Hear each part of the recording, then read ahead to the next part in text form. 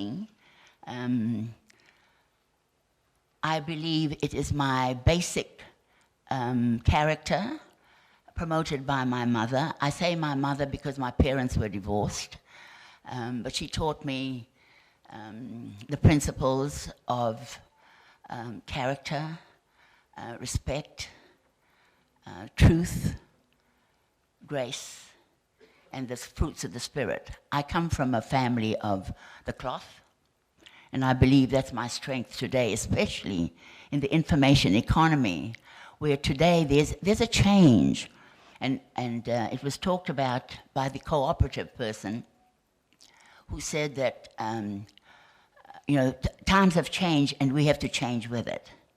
And today, with the changes in technology from beginning of the technology age of the horse and cart, and then the bows and arrows, and then the windmills, and then the industrial, and today it's the information economy. So we have to change or we will be left behind. With those words, as I will also give you history in the context of entrepreneurship from a theoretical point of view, because that is very important. I might have learned a lot of what I know within me, that what I should do is right, but you really need a foundation of theory, and what theories, and in entrepreneurship, it is a very holistic theory, and as I talk, I will bring that to your attention, so that you understand why we do need theory, why we do need algorithms, why we do need calculus that was talked about by Professor Vanur Leila yesterday. That is very important because as you come up with your business, as you grow with your business and you move from being an owner, or entrepreneur, owner, leading people, looking after people, and at board level, you need to be very astute to any changes, even with where you are sitting where you are making decisions at board level. So with those few words, I will continue now to tell you about my story. Firstly, the definition of entrepreneurship, that's very important. What is an entrepreneur? Who is an entrepreneur? And I will also tell you about how I had to read that up. I read about 1,000 books and articles to find out how I was going to get my doctorate. So I had to go through all this to find out just what groups, you start off with your organizations, the newness, the transformation, and the growth stage. I had to group these 1,000 articles into those groups to be able to ask the question, who is an entrepreneur? What are their tasks? What are the policies? What are the barriers in order to work out the theory? But anyway, as I go along, I will try to bring in my experiences as an entrepreneur. Entrepreneurship is a worldwide phenomenon, gathering momentum since the 1950s. It's a human process, that's very important. It's a human process. Technology and profit are secondary. I say human because you need to be able to know who you are, your strengths, your weaknesses, your talent, and your ability in order to be able to be a better entrepreneur, a better leader, a better service provider to your customer. And that's the thing that's going to sustain you. Because when the things get tough, you've got to be able to ask yourself, why am I here? What's my purpose? And you've got to be able, within a flick of your fingers, you need to be able to know that. And don't ever let anyone, say that you are not worth your salt as an entrepreneur. So you really need to have a very strong sense of who you are, your character, your principles, and your and where you come from. Your identity is very important. It's a human process. It entails ideas that only 5 to 40% of general populace are innovators. You'll hear me say that word a lot because it's about innovation. It's not about control or the institutions of control. It's about innovation today. And where do you get your innovation from? From your data, from your markets, and from your customer. It entails the idea that 5 to 40% of the general populace are innovators. And that's an American assessment. Here in Fiji, I can't really say how many, but I'm sure it would be around about that. But I also did my study here in Fiji to find out the entrepreneurship and success factors here. It's about, oops, can you come back? Can you come back? It's about the drive, focus, resourcefulness that take project from dream to implementation. You're very resilient, and you're persistent. You're learning through failures, and don't be afraid of failures until reaching commercial success. It's a multidisciplinary theory. It has variable nature and diverse knowledge base. That's very important to know that, because as an entrepreneur, you have many systems. You have your skeletal system, you have your vision system, you have your digestive system, you have your blood system, you have all these systems. And these are all diverse, and you need to be able to get all this together to make sense of who you are as an entrepreneur. It took me about 5 years of part-time study. I studied under the University of the Sunshine Coast and TPAF in those days, the training productivity of Fiji. But then they separated, with the TPAF separated, and then TPAF became University of Fiji, I think. But anyway, that's a long story. But what is important is learning to change, learning who you are, and learning how you can serve your customer better and sustain that. The initial focus, entrepreneurial traits, were on the personality, the person. The new focus of human values linked to the organization process.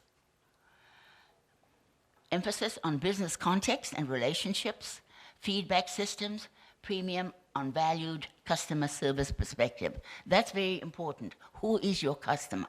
You're there because of your customer. And if you know your customer, like me, you will sustain yourself and even grow even bigger and better. So never leave your customer, know your customer, and serve your customer.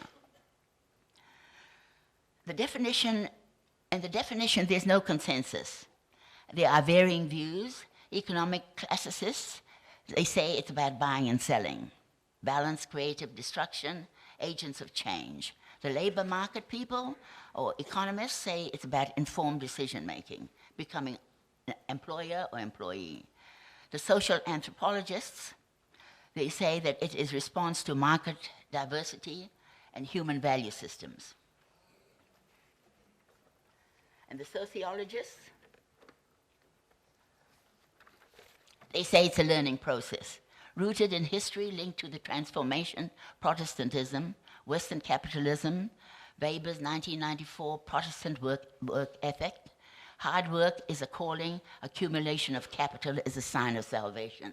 If I could just link that into the American Calvinism, that's the same. Hard work, and the Pilgrims came from England because they were treated so badly, so they came to America and found their American dream and American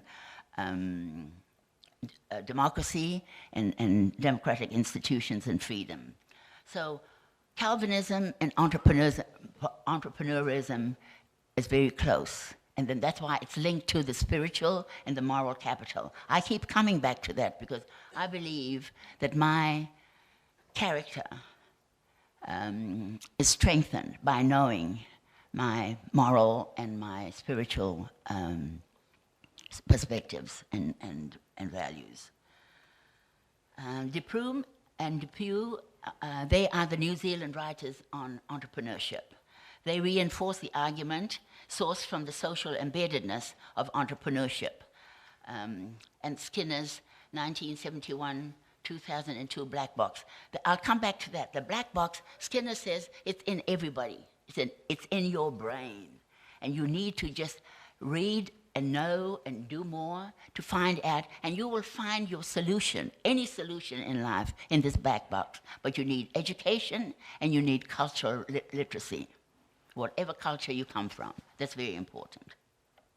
Now, I will be talking about some theorists, and these are the writers of entrepreneurship.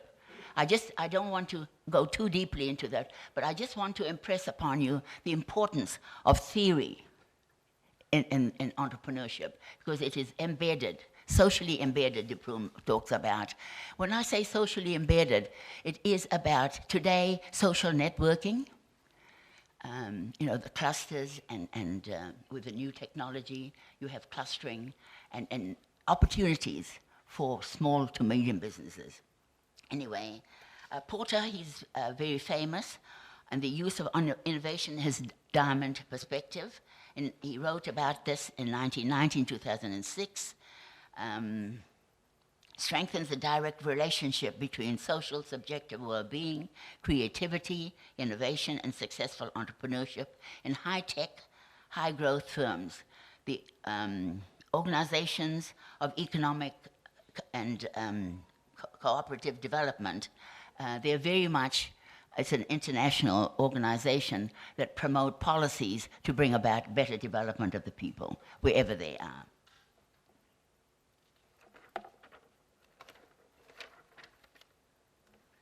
The historical future and business context, that's very important. Even though I was successful in my business, I wanted to come and study why I was successful. But I base it basically on my mother's teachings of just your character development, being honest, being truthful, and working as a team. We were 6 children.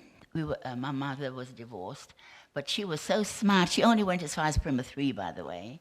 But in those days, the girls were not educated. However, because she came from the cloth, and she knew her Bible backwards. And when the Brits brought the Bible over, that was in the vernacular. They converted that into the vernacular. And she knew her Bible backwards. And that, to me, I must thank her for that. Because she was always praying, and I said, no, and she said, I'm praying so that you people can have a better life than me. I didn't know what that meant at that time. But you have some insights, and that was a big insight for me because she cared about me and my future. And I do care about the future of our young people. As you know, I'm in politics also because I find there's a lot of things that I just don't like that's happening. I don't know if most of you know that I took the Sudelpa to court because there was some fraud there. We won our case, and the women and the youth won the court case. We won another court case. But if you believe in something, that the money should go to the people, then make sure you stand up for that. And don't ever let anyone say otherwise, because you are also responsible for your own children and their self-worth. And that comes from my entrepreneurial spirit, doing the right things and making a difference to sustain you and your family and your children and your country. Toffler, he warned about change being inevitable and it's rapid. It's done as like a wave. It's not sequence where one thing happens at a time. He talked about the wave of change, and we need to move with it. If we don't move with it, we'll be left behind. Fortunately for me, even though I see things in motion, in colors. I'm what you call a left-sided brain person. I'm not a right-sided, or people with right-sided brain, they do calculations and things like that. I learn by color, by movement, by I can quickly pick things up if there's something wrong. I look for balance, and that's just me. So find out who you are and what type of learner you are. Are you a TVET learner, that's technical, vocational education training, or are you the people that learn from calculations and that sort of thing? But both are needed, because if I can do it, so can anyone else with a diverse framework to think. So what Toffler said in the third wave of civilization, the first wave was the horse and cart, the second wave was the industrialization, and each time technology was changing. And the third wave today is ICT, information communication technology, and the internet. It's high-tech, high-growth firms. So that's very important. Keep up with the times. Learn as much as possible. Today, I never thought that I'd be so engrossed in entrepreneurship. Even today, even after my doctorate, I'm still trying to learn. And it's so exciting when you learn something new, but within the framework. Complex civilization movement from agricultural, industrial order to the new information civilization. Fiji has pockets of the three. Complex, multi-causes, effects happening together like a wave, requires holistic, integrated framework to respond. The change to be managed should not be left to chance. You need to manage change. You need to know where you are, why you're doing it, and who are you doing it for, because it'll cost. If you don't find that out, if you don't ask the right questions, you're going to fail in business. So entrepreneurship is possible within the national microeconomic base. So get your theories right, you can't go wrong.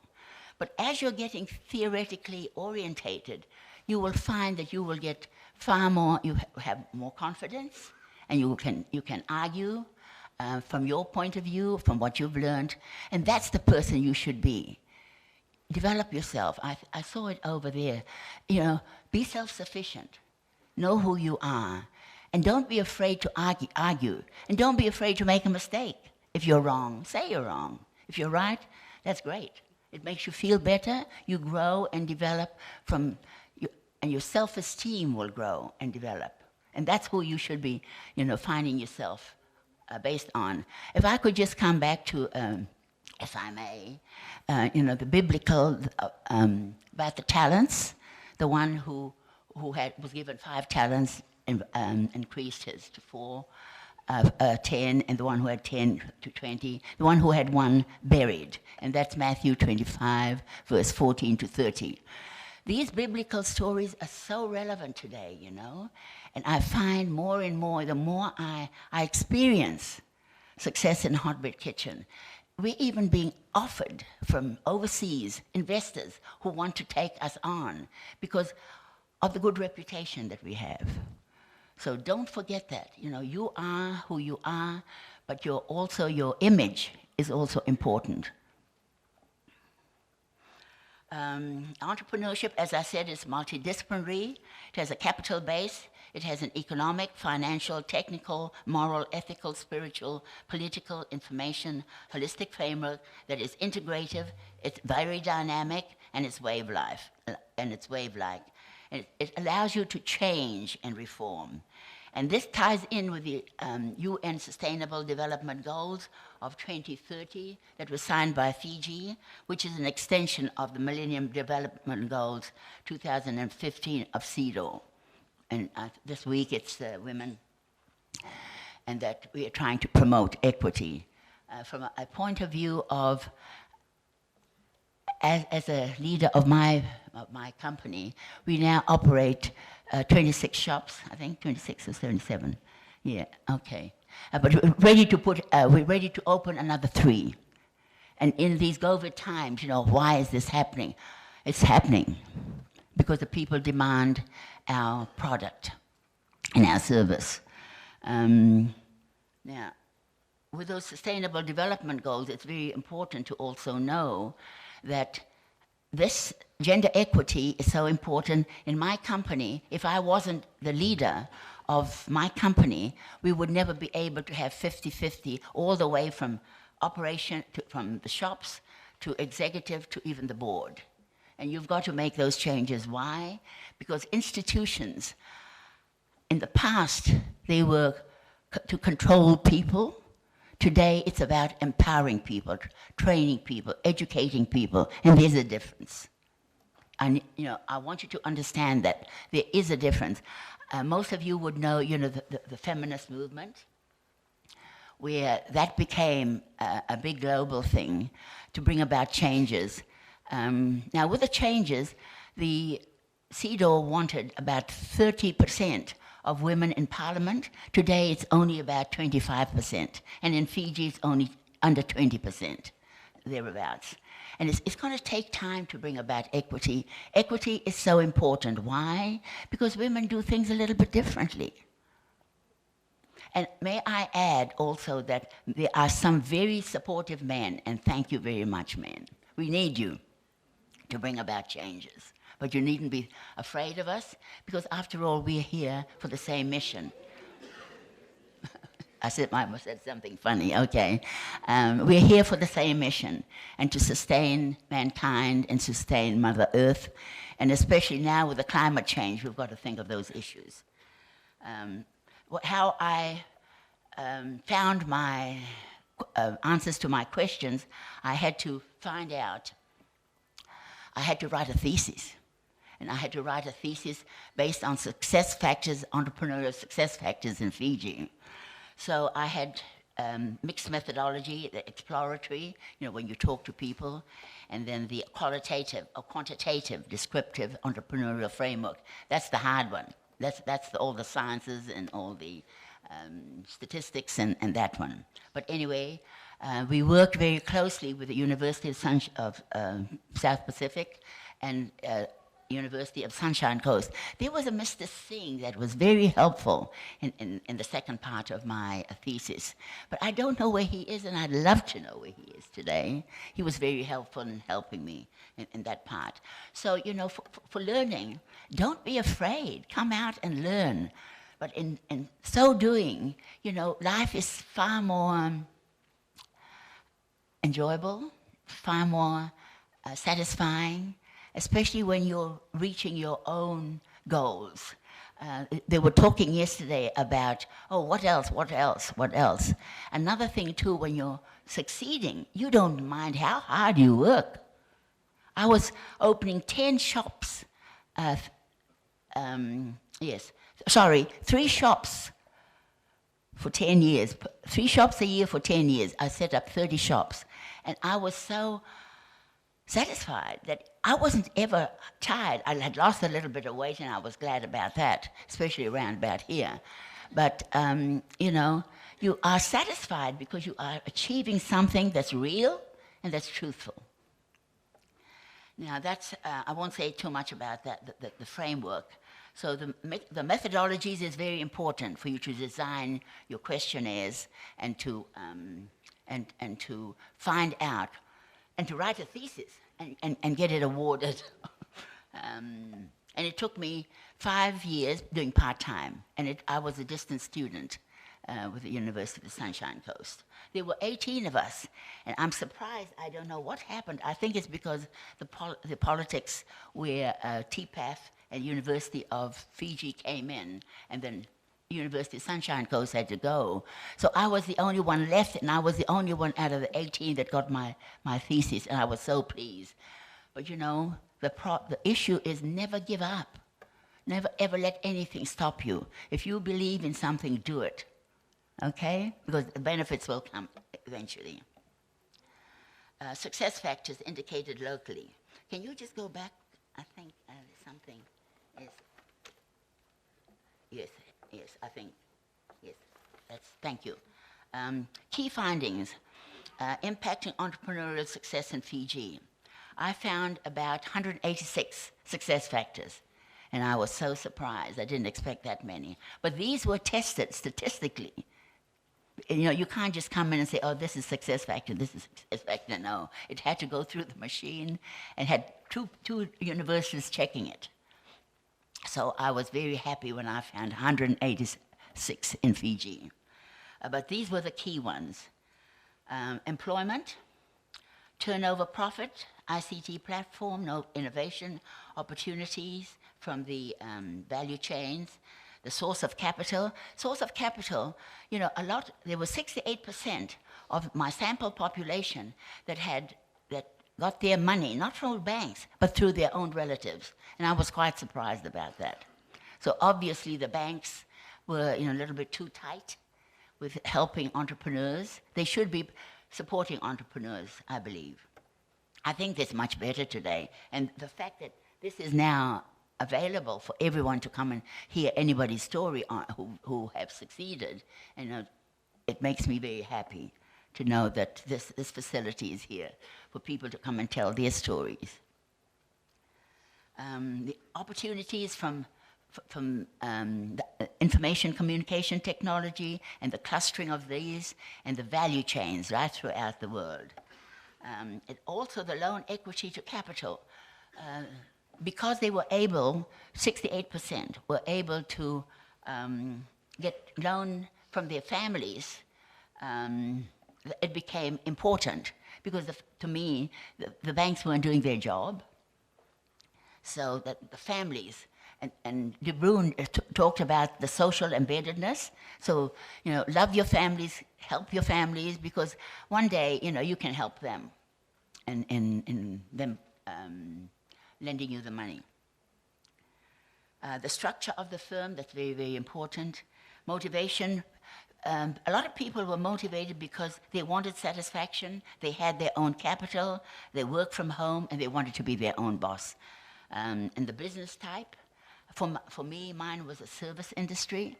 The age of the firm, there was yesterday the newness, the transformation, and the mature. That's very important. And religion. Religion is very important. Why? Because it is a base. It is a market base, just as ethnicity is a market base. The problem with ethnicity and race, people don't understand the difference. Ethnicity is our markets. You know, we have different styles, we have different food, we have different hairstyles, we have different stories, we have different leaders, we have different social differences, and even our storytelling. These are all markets. And for them, and for Fiji not to have ethnicity in the Bureau of Statistics today, we're still having problems with that. And we should include ethnicity in the Bureau of Statistics as a market indicator and market valuer. And I'm saying that as a scientist. The business type, I have a service industry, age of the firm, religion, products, and communication. Communication is very important, especially today with the information communication technology. I find even in my company, where people tend not to talk, and when they tend not to talk, the kakase starts, and then, you know, you've got to bring them back. You know, what are your goals? What are the organization goals? And link those two together so that people go up the path that they should be. If you don't do that, you know, the kakase soon starts and waste your time and everybody's time. But you're there to guide. You're there to guide. You're there to empower. You're there to train. And you're there to make people feel better about themselves. And that's why I say it's a human process. It's not going there to tick people off, no. It's there to bring out the best in them, to empower them. Now, findings. The research problem, questions, objectives at four levels. With 1,000 articles and books, I was able to group all this from an issues point of view on an individual level, organizational level, environmental level, and process. I will explain that as I go. And then hypothesize statistically significant relationships found to support the propositions and entrepreneurial framework. The process model can produce business success for Fiji via state and indigenous entrepreneurship.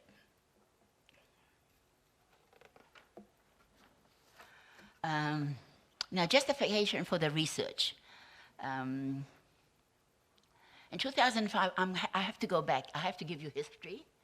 Any subject, any industry, you have to have history. In 2005, the labor productivity level growth per employee was 25,000 average. The growth, average growth approximately was,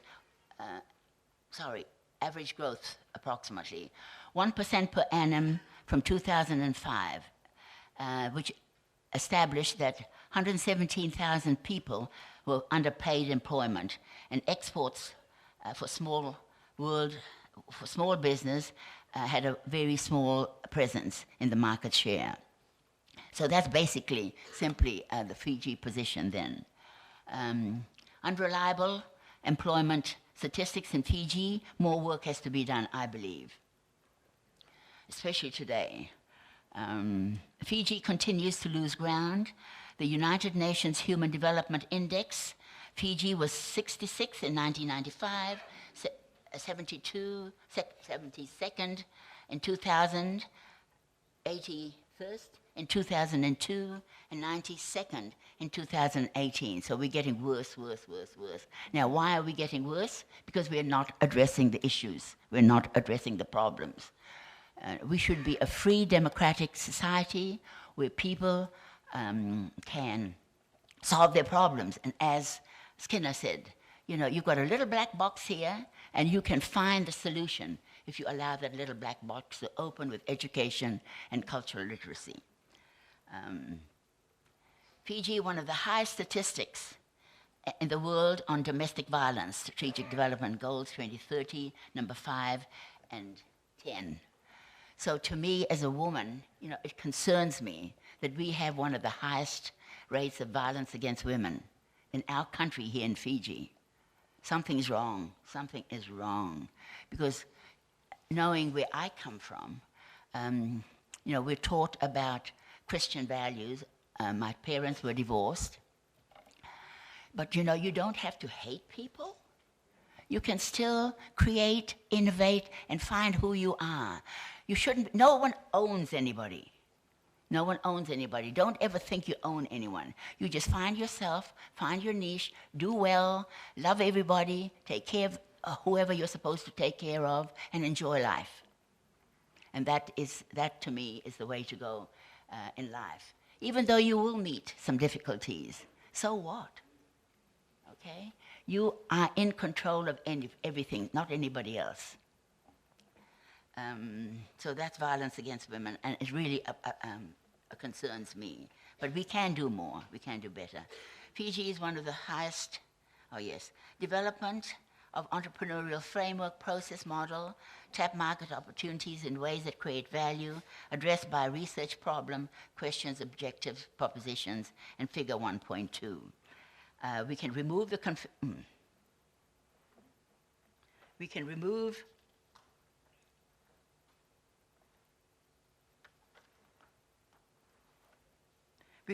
confusion between race market differentiation and racism, bias and generalizations through research, statistical analysis, through algorithms and calculus. Professor Chito, he talked about that. That's very important. Please think, you know, whenever you come to do your research on entrepreneurship, make sure you understand algorithms and calculus. It helps. Now, this is very important. How did I ask the questions? How to ask the right questions, and for me to get my thesis. The research problem is, what factors influence entrepreneurship? Entrepreneurial success in Fiji, and what are the implications? That was my research problem. So I had to find out how I was going to answer the question. So from the research questions, that was looked at an individual level, organizational level, and environmental level. So who are the entrepreneurs? And on the organizational level, what are the tasks that they carry out? And then, and how is this task linked to, how are these tasks linked to entrepreneurial success? Which are the policies? And then what are the barriers? And the next one is the research objectives. which is identifying the characteristics. Hang on, sorry. I better hold this up a bit hard. Identify the personal characteristics, identify the task characteristics for the organizations, identify the policies through the entrepreneurial environmental framework, and then identify the challenges in the entrepreneurial environment that promote or hinder entrepreneurial success. So gradually it's all coming together. At this time I thought, how am I going to get through this? That was about 2 years after and I was part-time. It was still, as you're learning, you're thinking about it all the time, and then suddenly it'll come to you. And by the time I came to the research propositions, that helped me bring all this together, because it is divided on an individual level, task level, policy level, and your networks, and the theory under which these come under. So I was happy that I was awarded my thesis. On the research propositions, developing the entrepreneurial characteristics at individual level, developing the characteristics at organizational level, developing characteristics at policy levels, and then at process levels. And then when I came to the propositions, I was then able to put it into a framework where statistically those questions were answered, giving me 186 success factors. I'm going through it quickly because time's coming up. Now, the next one, please.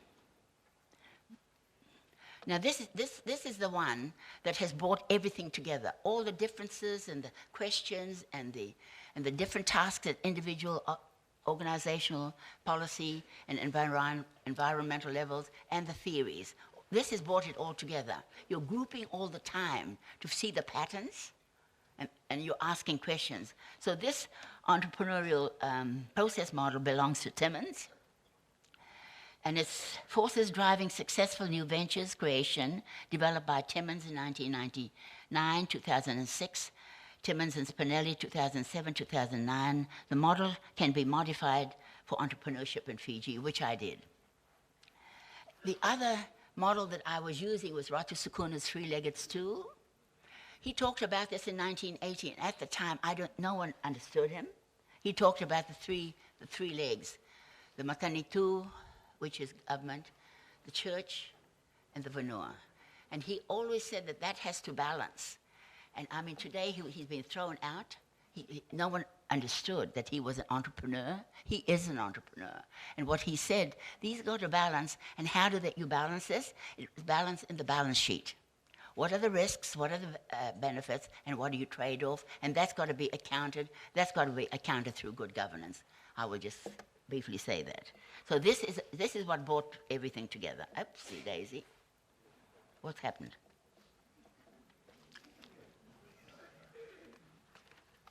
Yeah, we're on page 11.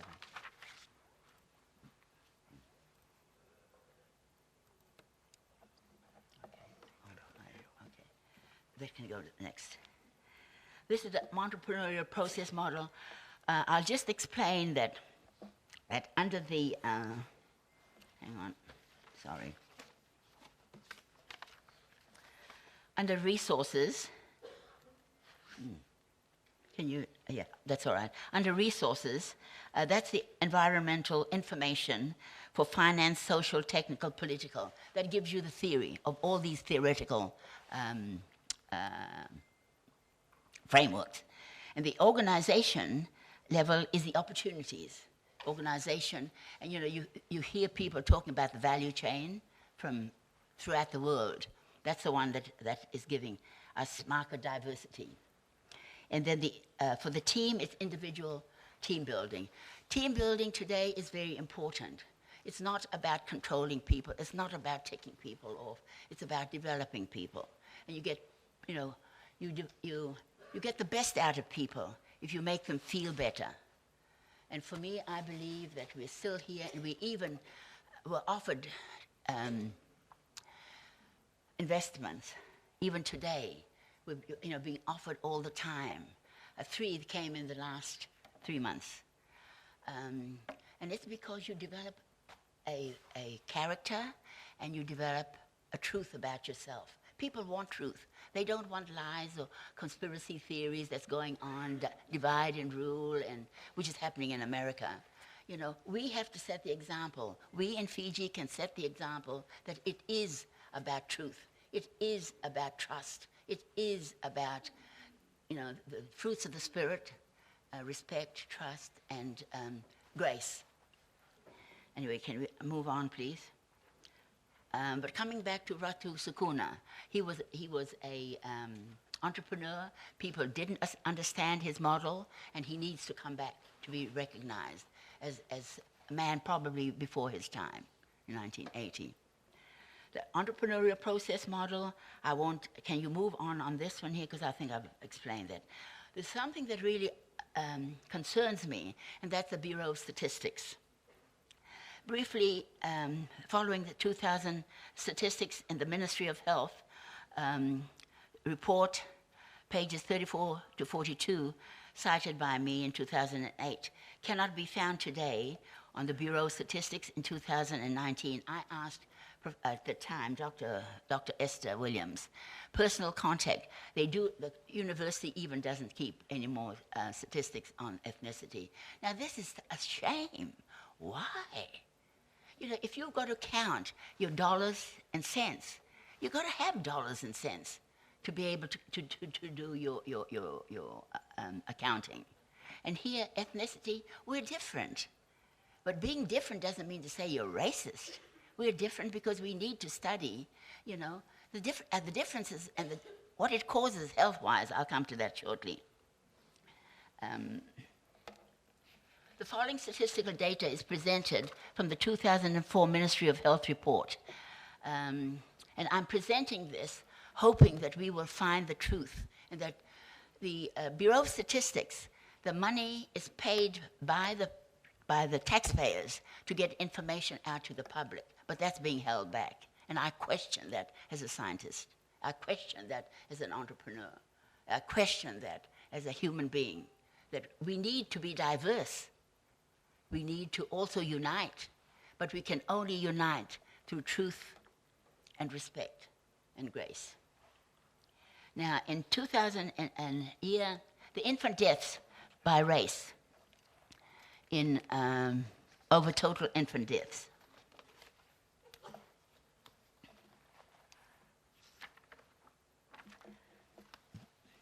In the year 1994, Fijian infant deaths was 58%, 15.15. In 2003, it was 69.8.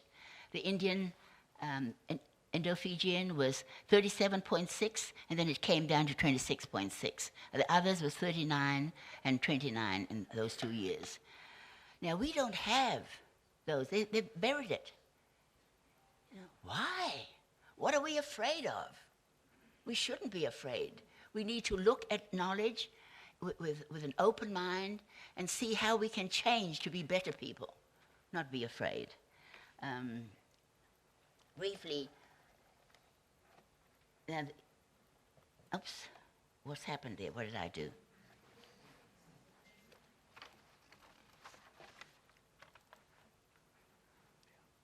Okay, fine. Now, this is Ministry of Health, Table 2, proportion of infant deaths. Infant deaths is the first year of life, infant deaths, due to conditions originating in the perinatal period over total infant deaths by race.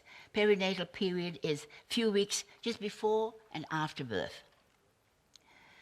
In 1994, Fijian infant deaths was 19.9.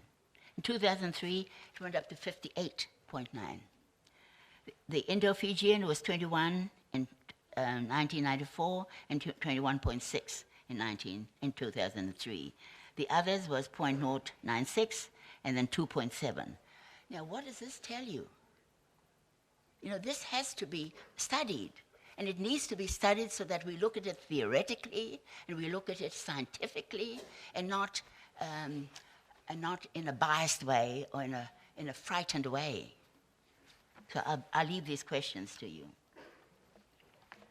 The majority of these deaths in the perinatal period are due to diarrhea, chest infections, and are preventable. The Ministry of Health report in 1995 the incidence of gonorrhea, syphilis in 1995 to 2004 by race. The Fijians, 91%, with syphilis is 98%, gonorrhea is 85%, and syphilis it's 87%. Again, it's the Fijian people that are suffering, and we need to know why. And the doctors are also asking that today. All I'm saying is that we need to get the right statistics and ask the right questions and find the truth and never be afraid of the truth. That's my message here today. Incidence of HIV by race with figures in 1989, 2004. In 89 to 2004, percentage was 84 for Fijians, 12 for Indo-Fijians, and 4 for others. Again, why? Why? I'm a nurse by background, by the way, and this is why I want to bring it to your attention. If you're interested in research, do your research, and don't be afraid. The Ministry of Health, I'd just like to say here that stillbirth of an infant that has died in the womb is strictly after having survived at least 28 weeks. And if you die in utero, that's a stillbirth. And abortion, about the same thing too. So these are the issues that when they look at it, not at infant mortality, but at these stillbirth and miscarriages, they don't know the answer to these questions, and the medical people and the nurses are asking these questions. And for me, as a health administrator, I'm still asking these questions, and I want to know why. An inquiry into the stillbirths and deaths in infancy, the doctors want to know why. We, the nurses, want to know why.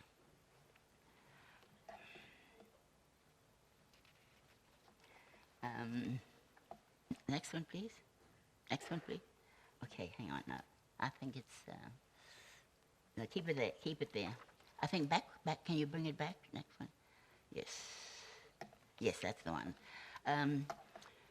Now, in 2012, on stillbirths and mortality in Fiji, published by the Fiji Journal of Public Health, each baby is more likely to die in the post-neonatal period than babies from Fijian and Indo descent community. They got their source not from the Bureau of Statistics, but from death certificates. And what they're saying, what the doctors are saying is, if the comparison between ethnic groups is limited to infant mortality, all deaths under 1 year, there is no difference between the groups, demonstrating the importance of more detailed analysis of stillbirth and infant deaths. While we, the specialists, this is the doctors, have been able to describe patterns of stillbirth and infant mortality, we cannot explain them using this data source. That's the death certificates, reinforcing the need for systematic audit and inquiry system of the Fiji Bureau of Statistics at Fiji Bureau of Statistics level. So all I'm saying here, what the doctors and nurses are saying is we need information, we need truth. Now with those, move on. Yesterday, for me to find 1,000 articles and books, I had to look at the emergence, enactment, selection, transformation, newness, and retention, and group all my studies into this, so that I could ask the questions and find the proposition. Move on, please. Again, it was divided into individual, organization, and policy. And with the entrepreneurial success factors, I've already told you that. The most central and influential universal success factors and researchers in literature review revealed that success factors. And 186 in Fiji, that was something. Can you move on, please? They were really the high potential, high moral, high growth, high tech firms, proven highest success ratings by Timmons and Spinelli, and the Center for Women Bureaus of Research in America. The small businesses in America is just phenomenal. And as you know, there's been a lot of talk about reinforcing their because it was their businesses that failed in the COVID, so they're now just being approved the 1.42 billion, or is it trillion? Yes, that's just been approved, and I'm so happy that the unemployed and the people in small business are being helped, and of course the poor. Now, how did we find all this? You know, when you're working things out, you try to group according to the ideas. So in research, you triangulate, you deduct, you deduce, and you move things around so that the patterns come together. Move on, please. This is very important. Again, on the individual side, on the individual side, that one there, and then it comes down, and then the secondary characteristics, and then the primary causes of the entrepreneurial success. They're very, very important. Again, it's grouping and trying to come up with the answer to your proposition. Move on, please. Again, this is the same. And this process, you know, your examiners go into it. I'm going through it very quickly here, but they're going into every detail. And as I said, I was so happy that I got mine awarded to me. Again, yes, move on, please. Move on, next one. The universal success factors, I've already told you about those. I just want to reiterate that Ratu Salala Sukuna's model, my professor from the University of Sunshine Coast was so pleased with it, that because it was a local model, and it wasn't imported from Europe or anywhere else, it was locally designed by him. And that's one of the reasons why I was also given my dissertation. So find your own. You know, don't be afraid to use what you believe is right, because you'll get rewarded. Don't copy too much, even though, I mean, you have to write about the theorists, but eventually it is you that will be rewarded in your dissertation. Move on, please. Okay, just come back a little bit, please. Now, at the end, if you could just go back to the last one, this one here. Yeah, okay, fine. I just want to say, I've been told, okay, time's up. I just want to say all that is grouped into theories, and the theories have allowed me to be recognized in my dissertation. And there's the entrepreneurial theory, which is holistic. There's the motivational theory, next please. And then there's the business economics theory, and entrepreneurial parent theory. It's multidisciplinary. And that's why you can argue for your own success factors and when you're trying to promote your own business. Immediate problems, discipline, that's the market one. Move on, please. I don't have much time. Move on. Move on. Conclusion. The literature highlights depth of motivating behavior, intention, key factors summarized in figure 2.2 and 2.3. And that's so that I could have the individual, the organization, the environmental, and the theoretical framework.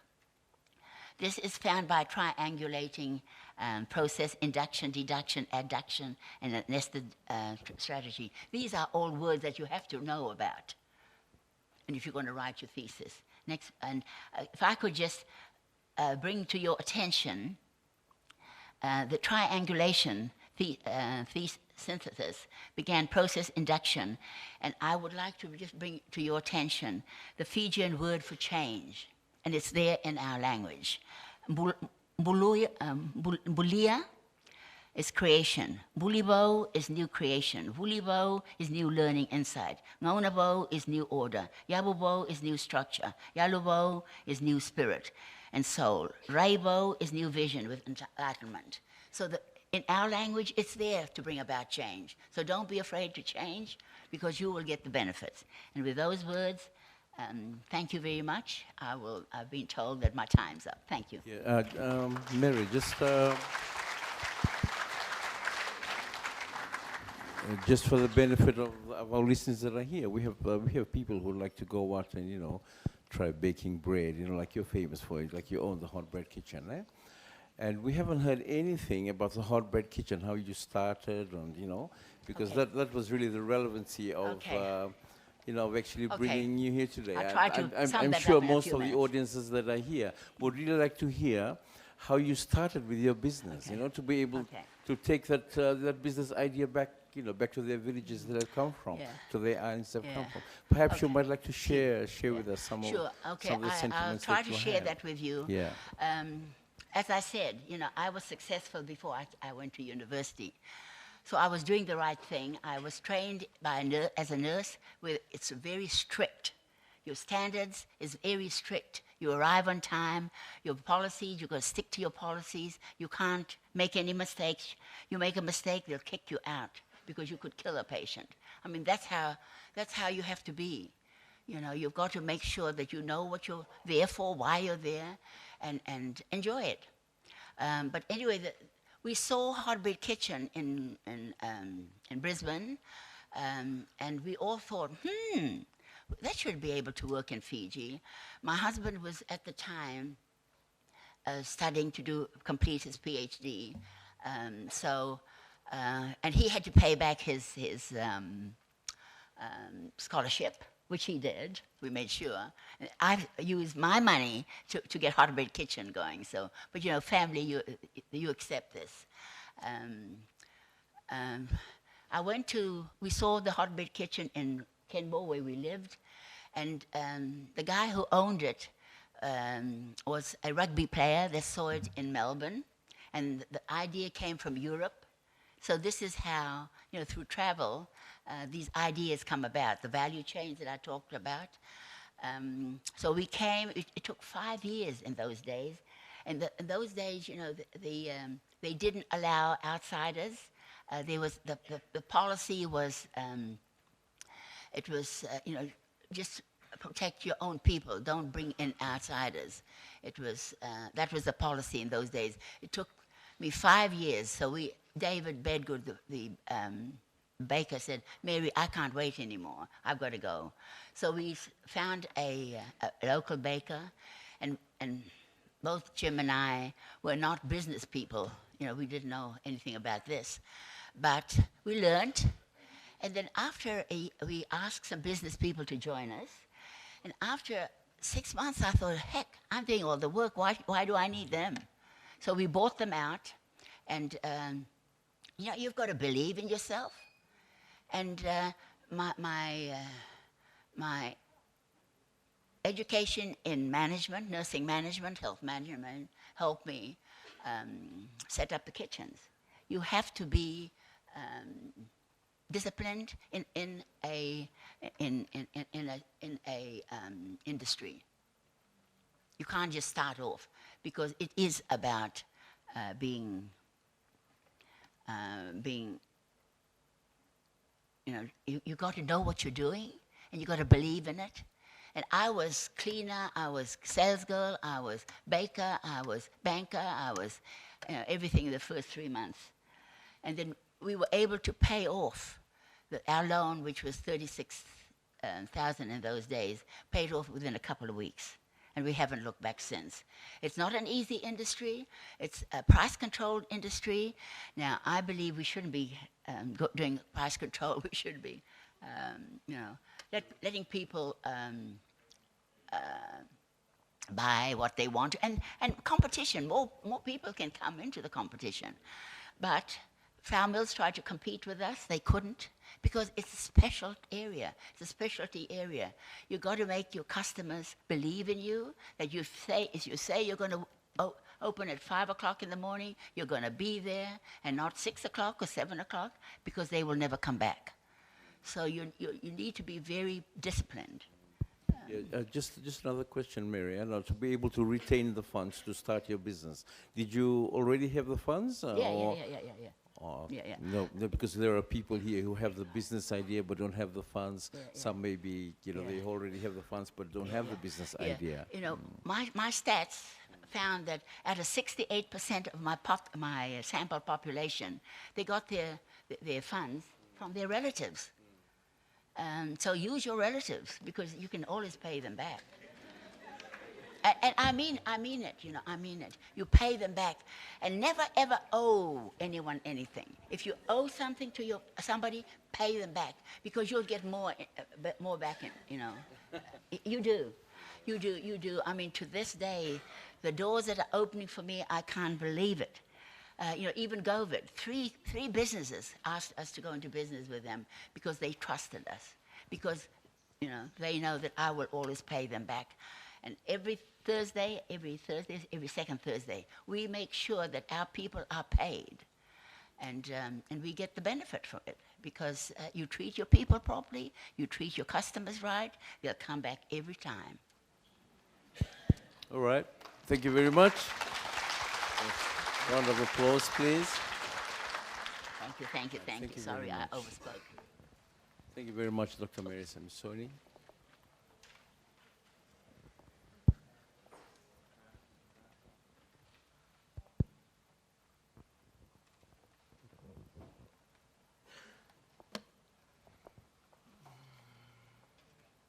Right, can you all stand up, please, eh? Yeah, but please don't go outside. We have just a short presentation here from Patricia Malam, who is the, probably I won't tell you the organization that she represents, but she has a lot to inform you about moving into entrepreneurship, eh? All right, just take in some fresh air and just stretch your legs and your arms, okay? I think you've been sitting there for long. Is it, Yes. Yes, this is the huge guy. sorry, Patricia, which one? All right. You have to scroll down a bit, Oh, that's it. Maybe this is yours. Oh, no, wait, hold on. This one? Yeah. All right, I see that we have a big crowd again today. As of yesterday, I think probably might be going over 500 plus, I think. Right, thank you very much. That shows that everyone is into entrepreneurship, eh? All right, so that's good. Right, we have another day tomorrow and then Friday, eh? Just after this presentation, we will ask Mr. Binyami, who's going to take us through the business plan, project proposals and cash flow and so forth, eh? Everything about getting that piece of paper to the funding agencies to get your funding assistance, eh? All right, you may sit down now. All right, sit down now. And we have one small presentation here from Patricia Malam. All right, it's all yours, Patricia. Just give it a round of applause, please. I prefer to use this one. Is that okay?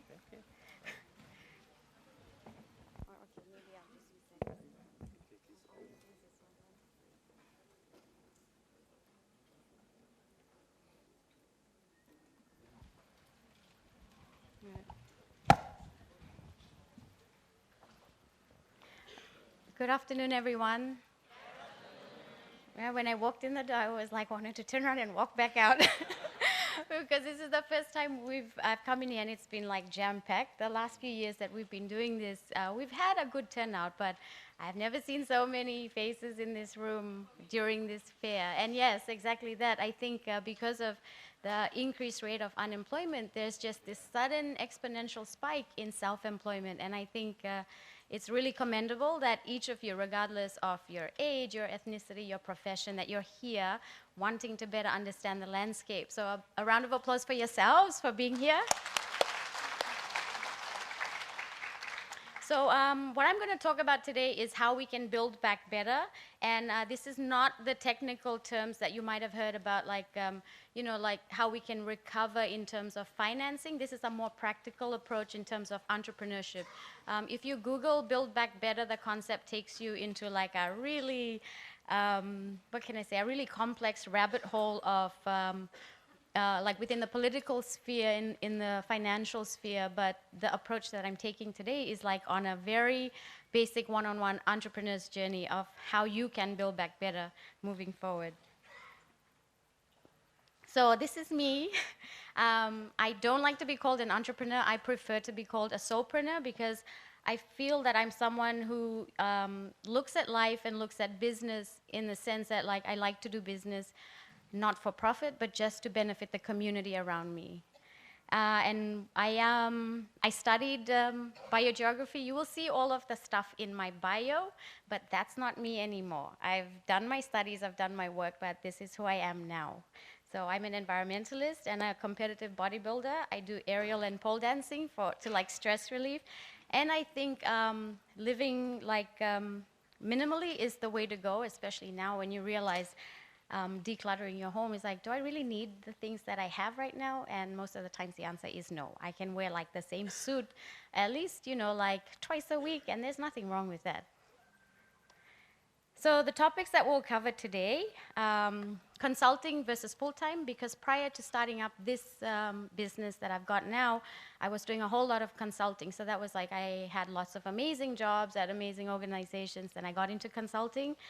And taking that leap between working full-time, going into consulting, and then, like that entrepreneur journey is something that I'd like to share with you. And then we're going to talk a little bit about COVID-19 and what we know about it. And then we'll talk about my business, my passion right now at this moment. It's called The Spot. And then 5 things I learned that I think that some of you might find valuable. And then 3 ways that you can build back better. We cool? Can I see some thumbs up? I promise I'm not going to take up the whole hour because I want to hear from you. You might have questions for me, so I'll go through this quickly so you can ask me your questions, yeah? Okay, so I just thought I wanted to start off with a story. So I had, like I mentioned before, I had some amazing jobs. I was working at WWF. For me, that was like dream job. And then I was working at Tourism Fiji, and then I was working for the COP23 Secretariat. And then after that, I started doing consulting work mainly because I wanted work-life balance. Like, I realized it's really draining when you're tied to your desk, working 9 to 5 constantly, and I'm a single parent, so trying to juggle my daughter's schedule and mine, it just got to a point where I was like, not having any time for myself. I was kind of losing it, going a little bit cuckoo, so I said, yeah, maybe I do consulting. And I always heard like so many good things about consulting work. I was like, yeah, maybe it's for me. There seems to be a lot of money. And then I started doing consulting work, but then I realized very quickly that it's not all that people make it out to be, and you really have to be good at it or be able to push back so that you don't get taken advantage of. So my last experience with a consultancy I had, I experienced workplace bullying. If some of you think that it only happens in your 9 to 5 job, you're wrong. It happens in these kind of part-time consultancies as well. And then in that whole process, I chose to leave the organization. And what I saw, and that's when COVID happened too, I saw was like, here's an opportunity, because I'm sure there are other people like me who just don't fit into a 9 to 5 job. They're tired of all of this consulting work. But when you got skills like the kind of skills that I have, like, what can you do? I mean, I am really shit at baking, so don't ever ask me to bake you anything. I'm not so good at making things, or like, so I'm not really good with my hands either. So I thought, what can I do? And that's where I thought of the opportunity looking around me. And I just wanted to quickly go over, like the perks and the downside of consulting for those of you who are thinking maybe this is something you want to take up. So consulting is great. You have, flexible work hours. You get short-term contracts, very focused deliverables if you're lucky, because sometimes they'll be like, just do one more of this, one more of that. And you get good money if you've got a really good client who pays well. But what nobody ever tells you is that there's lots of unfair pricing too. Like there have been situations where you go to like some really big organizations. I'm not going to say names because somebody might sue me. They knock your rates back. Like you go to them and you say, okay, my daily rate is $100 a day. And they'd be like, oh, no, we can't pay a local that much. Those kind of rates we pay the international consultants. And, it's really disheartening because you go like, hang on, I know the landscape better than your international consultants. They're going to come in here with 3 times more than what you're willing to pay me, probably deliver half of it, and then you're going to come back to me to clean up the dirty work. So, get used to unfair pricing if you're looking at consulting, but be good at negotiation too. There's also a lot of bullying and sexism and, gaslighting. Because you're seen to be like the outsider in the organization, you're going to have to put up with everybody's politics, the tea room politics, the toilet politics, the everything politics. You're going to have people, saying things to you, and a lot of times you're in the situation, you're like, do I speak up or do I just ignore it and just do the job? And it really depends on you, but just be ready for that. There's a lot of kind of reading between the lines that needs to happen. And then there's also the delays in payments, because when you work as a consultant, you get payments based on your deliverables. So if you're like me and like to note take and take lots of notes and stuff like that, that's great, because then you can hold them accountable. But you need to be very consistent with like, hey, I gave you this report on this day, email I send you at 3:15 p.m. and you still have not replied to it and my payment is late. So you need to be very diligent with your admin. Anyway, so if you want to hear more about consulting, feel free to message me and then I can give you a lot more. But now I want to move on to the more exciting things. So what we know about COVID. So these stats I got from the Pacific Trade and Invest survey, which they did, and it's available online. All you have to do is Google impacts on businesses in the Pacific. And I'm sure all of you know all of these stats already, right? So 91% of businesses who have been negatively impacted by COVID have seen a significant decline in sales and revenue. We know all of this. Nobody needs to tell us. But I just brought this for those of you who might need some statistics to build a case study for something you're working on. Okay, so that's what we know about COVID. And since a lot of businesses have had to downsize, offices have had to close, workplaces are reducing staff numbers, people are being told to work from home and things like that, I saw a need in the marketplace to set up like a shared office space. Mostly because I needed an office space. I got sick of working from home. I needed an office space, and I found a place that was like really nice, but I only need 1 room. The space I found has 4 rooms. And I thought to myself, what if I got lots of other small businesses who would like to come and use the space, to come in and use it on a daily basis? Because, when you think of renting a place, the first thing you got to worry about is the bond, then the contract, and then your monthly rent. And I thought to myself, if I was able to take on that responsibility, I can offer the other rooms to other businesses who can come in and use the space. They don't need to pay a bond. They don't have to sign a contract. They just use it as they need it. So that's when I set up the Spot. So the Spot is the name of my business, and who we are is a green co-working space, and it's been intentionally designed for freelancers, entrepreneurs, SMEs, and postgrad students. So in the next slide, I'll tell you a little bit more about what a co-working space is. But what we've got available is 3 spaces. Like we've got what we call the living room. I've also got like the weekly passes, the monthly passes, and then I've got more like private escape rooms, which are used by people who do like counseling, like guidance counseling one-on-one. So what is a co-working space? So a co-working space is essentially a shared workspace. So you know how you have like the bures across the gym and things like that? except the co-working space has Wi-Fi, it has access to tea and coffee, a toilet, and administrative services. So we all got to share like a secretary, and if you need anything, she'll do that for you. You're printing, or it's like, oh, I'm doing a run into town, does anybody need anything? So we can all kind of give it to one person to go and do. We might all have different businesses we run. Someone might be a postgrad student who's just wanting to sit there and get their research done, but we all share the space, so meaning the cost to me is less and the cost to you is less. So that was the idea that I created, but it's not a new idea. I saw it when I was traveling through the Philippines and in Europe, where if you don't have an office space and you don't want to sit in a coffee shop, you go to a co-working space and you can really network. You get to meet people who are working on interesting projects, someone who can help you out with an idea. Like I said, I'm pretty bad at baking. I'm even worse at finances. So in the co-working spaces, you get to meet people who have these skills and you begin to exchange ideas, and that's when you're really building a community. So the things that I was already practicing in my daily life at the time, I was able to translate into my business. So if you come into the spot, you will realize that everything in the space that I've got is either secondhand, from a secondhand shop, like I'm not going to promote any of them, but you know them.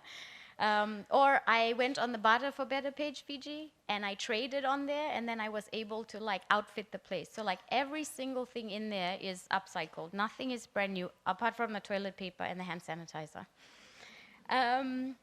It's also like networking. So yesterday, I understand the Young Entrepreneurs Council came to present, and I'm a member of the Young Entrepreneurs Council since 2016, and through them I've had a lot of support and managed to get partnerships for strategic awareness. So with the Fiji Commerce and Employers Federation and other private sector businesses to get them to know that this service is now available to them.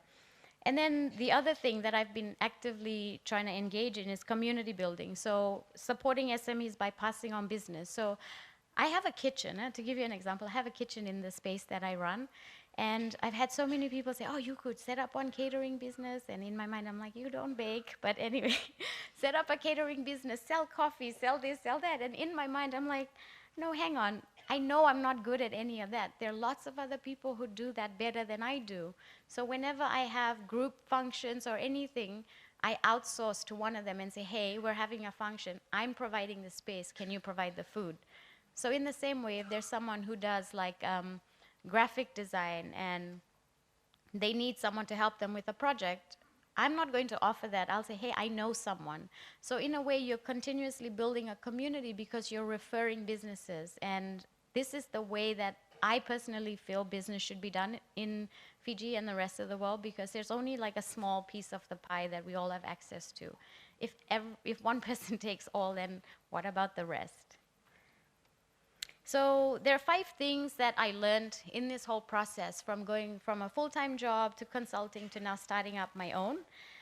And the first thing is, if you're going to start up a business, do one thing and do it really, really well. Like, don't try to be everything to everybody, because what's going to happen is that you're going to spread yourself too thin, and then you're not going to get your target audience to respond to you effectively. And the number 2 thing that I would recommend is to stand out. Not just in Fiji, but everywhere in the world, there's this thing called the copycat syndrome. It's like one person does it, and then next minute 5 other people are doing the exact same thing. But there is always an opportunity for you to add your, what can I say, like add your pizzazz to your product, and you can do that by standing out. So for example, if you look at coffee shops now, right? So there's like 1 million coffee shops, but a lot of times what they kind of position themselves for is like having a unique type of coffee bean or a type of dessert. But in some places they even have like, like their star barista, and it's like, oh, I go to that place because the barista is really good. They remember my name, they know how I like my coffee. So no matter what business you do, know your niche and know your customers so that you can stand out. And number 3, this is my favorite, because I like to always look for problems because where there's a problem, I think there's an opportunity. So if you yourself have the passion for always, like being hungry for trying to solve problems, you're always going to get new ideas. During the cyclone season, I noticed there were some really amazing people that were coming up with ideas, and there was one that I screenshot and I saved. So, after the cyclone hits, everyone is still scrambling around to get things together. There was this one guy who was offering, and he labeled his services as like post-cyclone cleaning services. And I thought to myself, that is amazing, because while the rest of us are like, having to pick up the pieces, send the kids back to school or go to work, we don't have time to clean up our backyards. But here's this one guy who's got that business idea to offer people the service of cleaning up after a cyclone, taking your shutters down, getting rid of all of the branches and everything. So more than anything, I would encourage you to always look for the problem, because if you find a problem, you also find a business idea in solving that problem. Number 4, know when to say no. A lot of times I know it's hard especially when you have to give quotes or when you have to compete with someone else in the marketplace. You sometimes lower your standards and lower your pricing just so you can get the job. But sometimes understand that you don't want to get everybody's business. You want to maintain your standard, and you want to hold yourself to a certain level where your customers are going to keep coming back for the quality and the standards that you've set. So learn to say no, whether that comes to negotiating your price, whether that comes to negotiating things that concern how your product is being shown in the marketplace. And lastly, have a personal brand. So I think everybody's personal brand needs to have underlying values. And the basics of a business is its values. People come to buy something from you most of the time not because they need to, but because they can relate to why you are in business in the first place. So if you have a personal brand that speaks volumes of the values you have, like trustworthiness, integrity, reliability, then you're going to have repeat customers all the time. Now I'll move on to the main focus of the presentation now, which is 3 ways that I suggest we can build back better. And when I say we, I mean those who are interested in setting up a business, in a startup. So firstly, always have a plan A, a plan B, C, D, E, because right now we live in a time where the landscape is changing so rapidly. Like, yesterday you would have developed let's say a marketing strategy for one segment of your market. You wake up today and that has just changed like this. Not just because of global trends, but because of your competitors as well. There are lots of people who are springing up like constantly with great ideas. So one thing that my father always told me was, don't put off today what prepares you for tomorrow. So if you can do it today, do it right now. Don't wait for tomorrow for you to, come around and then do it. Because in order to survive in a world that's ever changing, we need to have a plan. How many of you have heard of this thing called business continuity planning? No? Okay, so it's a very fancy phrase that that's used in business, where businesses kind of think of everything that they do, all the assets they have, their processes, and kind of like their backup plan. So what it is like they spend a bit of time documenting the essential things in their business, and then they have a plan for like, what happens if our business is disrupted today? Where can we go to find this? Who do we talk to for this? So it's pretty much a plan for disruption. And I would suggest, if you can, look it up, business continuity planning. And more importantly, one of the things we have the opportunity to do as small business owners or startups is you get to document every single process, every step of the way, so that when you're faced with a problem, you can quickly go back. Don't underestimate the, like the importance of documentation. So even if it's something like, when I started the Spot, I did this because I knew I was eventually going to hire someone, which I do now, and I would have to walk this person through everything. So what I did was, like in a notebook, when I first started, like I opened the doors and I was like, okay, day 1, I'm officially operating. What are the steps that I go through? Open all the doors, open all the windows, wipe down all of the tables with, like a sanitizer, check the toilets are clean. So look, like those basic things, and you need to document it because you need to think that, like, if one day I'm not here, but my business needs to continue, how will they know what to do? So that's how I applied business continuity planning, not just during a disaster, but just every day. So they're known as standard operating procedures in the big factories and the companies.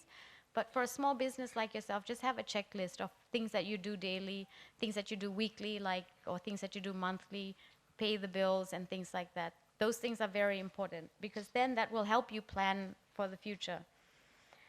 Secondly, have no fear by being aware of your weaknesses.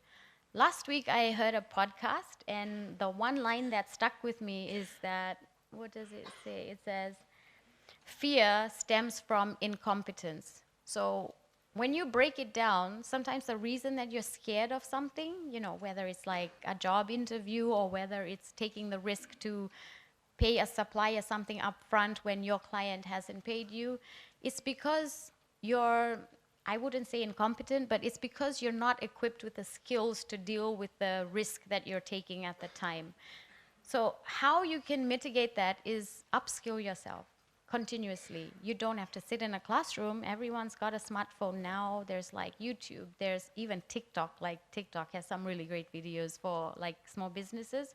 So there's so many resources out there. Before you make a business decision, always look back at the competence that you have. Like, am I in a position to make this decision, or should I quickly read up on this or get help from someone before I do that?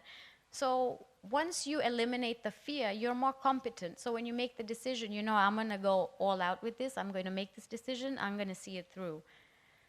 And lastly, another way that we can build back better is to take only what you need. So a lot of times there's this, thinking that the universe is infinite, where everything is going to be like replaced. I don't have to be here for the next 50 years. It's somebody else's problem. But we really need to stop thinking like that. We need to take only what we need. And that also means for businesses, like there's no need to overcharge someone thinking that this is my only chance to make money. You want to build a relationship, right?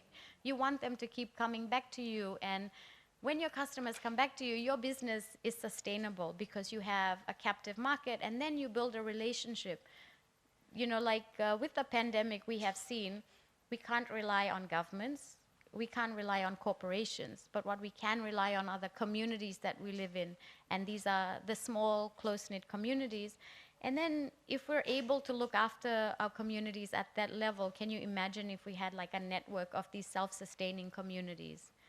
So in essence, that's what I would like to add to the Build Back Better concept, is that, be wise and just take what you need, because there's always someone who will need something that you're using as well. And yeah, the last words are just be aware of your own impact on yourself, because right now everyone's going through psychosocial trauma from, the pandemic, from the cyclone. There's so many things happening around us. Some people are working 2 jobs. Some people are not working at all.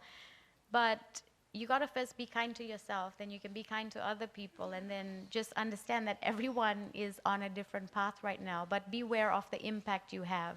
So either you be really rough with people and just put yourself in a corner where they don't want to talk to you, or you continuously attract the same type of energy that you're giving off.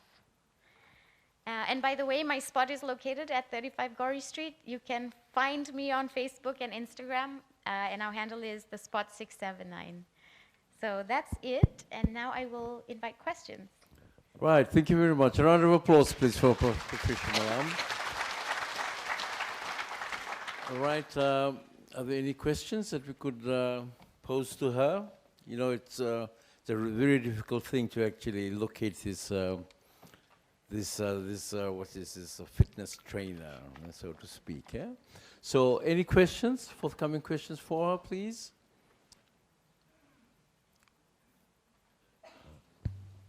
Okay. Did you get any funding, Patricia? Funding? I mean, to start your project. No, I got 0 funding. I used my savings. That's why I was on a budget. Okay, Patricia and Beatrice, I just want to I'm still trying to grasp what you actually do. Could I have like some examples? So that would be really great. So you mean what I do? As in, what do you really specialize in skills? And I'm still trying to grasp hold of it. It's like out of your usual. Okay, so I have, you mean like what I do day to day right now? Yeah. My current job? Yeah. Okay, so I look after the spot. So it's a co-working space. So I've got 4 rooms, and each room is set up very differently, and it has a desk and a chair and access to Wi-Fi and a working environment with admin support. So what I do daily is I take bookings. I have 1 staff member full-time. I take bookings for people who either come in for a couple of hours or for the whole day to just sit there and work because they don't have an office space, they don't have space at home to work, and they don't want to work in a coffee shop. And now that university is back on again, there's a demand for students who work, who need a kind of study space after hours. So now we'll also open in the evenings. That really helps a lot. Thank you. No, that's good. It's good that you asked. Thank you. Yeah. Okay.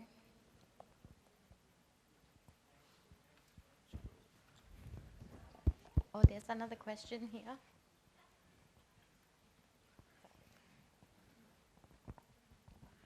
Thank you. Actually, I got 2 questions. So when you mentioned soulpreneur, yeah, because when I started this painting thing, so people tell me to do things like voluntarily, so people can come and to showcase my talent, and people can come and like put it out there to the market, so my work can be recognized. Does that make me a soulpreneur or entrepreneur? I'm an artist. Yeah. Well, I'm very cautious when it comes to volunteering. Not saying that I don't. Like every weekend, you will find me volunteering for something or other. But I drew the line when it comes to my profession. So I get paid to do certain things based on my skills, right? So I do project management, I do strategic communications, I do branding and strategy development. That's my skill, that's my bread and butter. I'm not going to volunteer that service out to people. The other services that I will volunteer are things that I might be good at but not great at, because once you do that in the marketplace, the value of your services begins to diminish. So in saying that, I volunteer every weekend, but I will not volunteer to do the kind of work that I do on a daily basis for a volunteer project. So you need to kind of like know your self-worth and be like, hang on, I'll volunteer, but I'm not going to paint your mural free of charge. I'm actually going to come into the admin and find you the artist to do it. You know what I mean? Right. Yeah. Thank you. And the second one, when you tell us the point about take only what you need, so you mentioned about overcharge, and at the same time we want to be client focused, and we want to focus on our client, and people start messaging, hey, you paint that paint you're selling, it's undercharged. You're supposed to sell that at the right price. But how do you handle those kind of experience? Okay, that's good. It's a good question you asked, because when I started up the co-working space, someone said to me, oh, you know, there's somebody else in another place. Like, they compared my product to the Suva Business Center and this other place. And they're like, you know, they charge $80 an hour. And I was like, oh, okay. And my pricing is like really, really like not that much. I charge $55 for a full day, and per hour I charge $12. And that's inclusive of, you know, like all of the things that come with it. And that's no contract, no bond, and things like that. So someone said to me, you're charging only $55 for the whole day. There's people up the road charging $80 an hour. Like, aren't you worried? And I was like, no, I am not worried, because my product appeals to a different target market. And I know the needs of my market. And the people that I want to attract to this place, they're not going to pay $80 an hour. The people I want in this space are at this level. They work in the development space. They're small business owners. So, you need to kind of, again, block out the noise. There's going to be a lot of people who think they know business trying to give you advice. You know the story of the father and the son and the horse? And they were like, father and son on the horse, and someone walks past and go like, hey, the horse must be tired. You guys should not be sitting on it. So they ended up walking next to the horse. Then they were like, oh, look at you. What a bad father. Your son should be riding on the horse. So the son rides on the horse, you know? So it just continues. You need to learn to like look at what your business proposition is, who your target audience is, the problem you're solving, and then you work it out from there. But you got to learn to push back and say, no, this is my product. Thank you. Nakawal.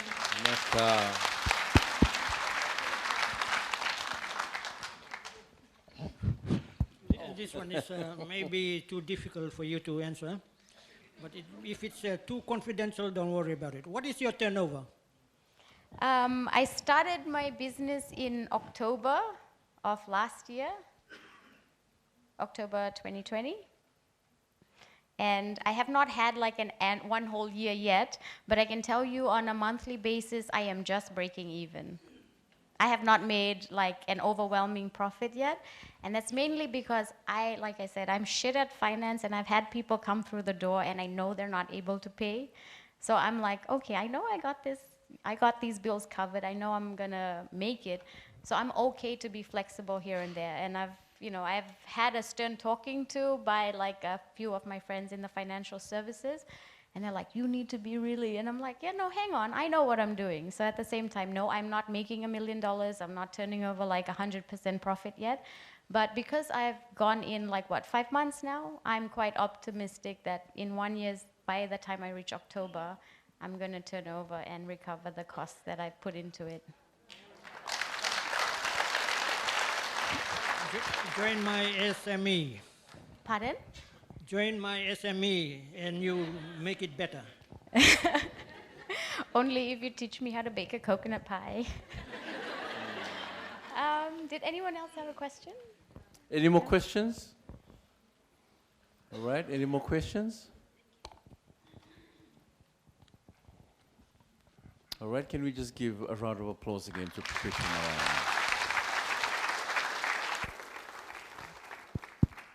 Right, Patricia, this is not the first time, I mean for the second time that we invited you here, all right?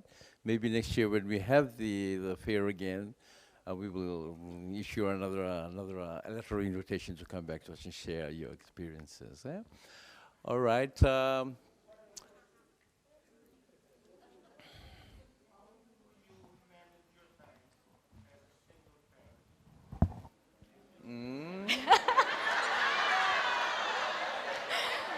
Last question. Yeah. Okay, so the question is, how do I manage my time as a single parent? Okay, well, that's a good question. Thank you. So my daughter is now 17, and I've always had a schedule from the time she was like little, growing up. And how I manage my time now is also by scheduling. So I know at any given time what I'm supposed to be doing. Doesn't mean I'm doing it most of the time, but I know I'm supposed to achieve certain things in a day. So I give you an example, like a typical week for me, on Mondays, I usually dedicate to things related to my faith, or like some community building around devotional meetings or meditation. Tuesdays and Thursdays in the evenings, I have aerial dance class. On Wednesdays, I have a different type of dance class in the evenings. So usually every morning is like wake up at about 5, do the usual prayers, breakfast, take my daughter to school, and then I go to work.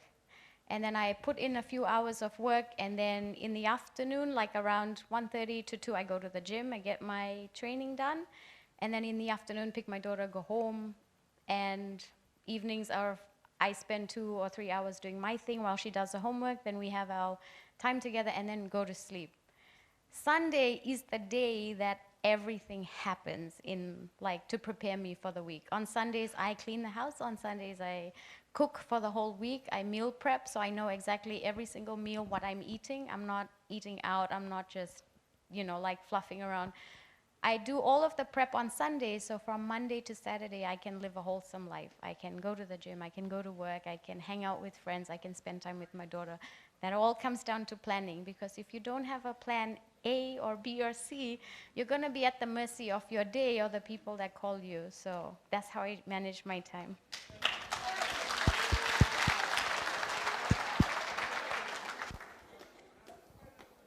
Thank you again, Patricia. I think that's the end. We've got other speakers here. There seems to be a motive behind those questions. Yeah.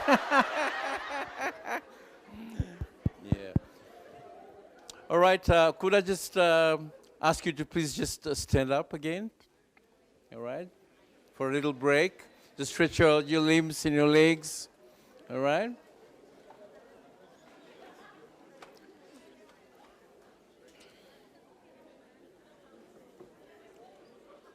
Thank you, Patricia. Thank you, man.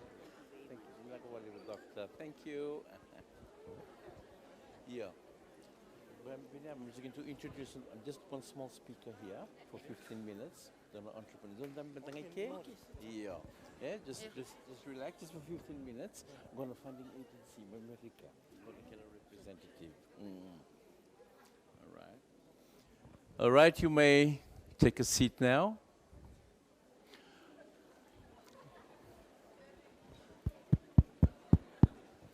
All right.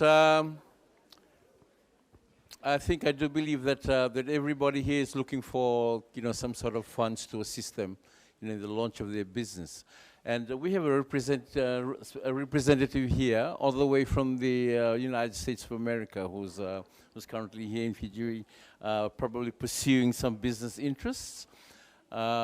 She actually called me. I think it was yesterday or sometime this morning. Because she had heard about the entrepreneurial workshop that was actually taking place here at USP, to come and share her experiences about all the things that she done, that she has, and funding provisions for for people who are actually thinking of applying for from some money just to kickstart their business. Jessica, on behalf of the University of the South Pacific, would like to welcome you today for this presentation. She'll just give probably an impromptu presentation. Please just give her a round of applause, please.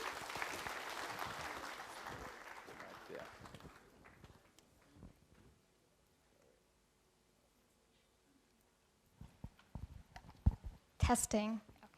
Okay. First of all, apologies, everyone. I do not have a presentation for you. I found out about an hour before you started that this was happening, so this is completely on a whim. So first of all, I think all of the previous two speakers have walked out. I just wanted to first commend both of them because I think that was amazing. Can you guys just help me in congratulating them on an excellent presentation? Now, how many of you are here because you're wanting to get into business for money?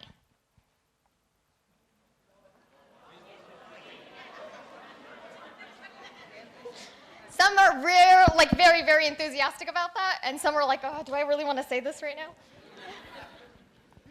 Everyone. Everyone. Okay.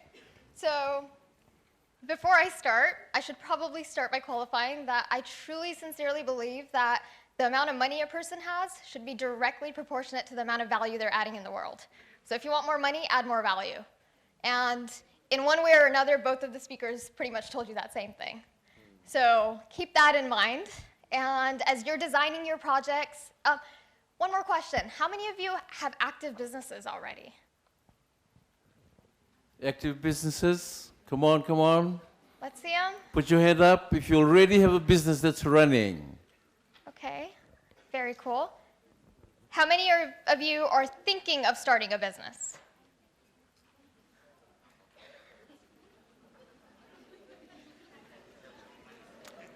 How many of you have no idea what the business is, you just want to start something?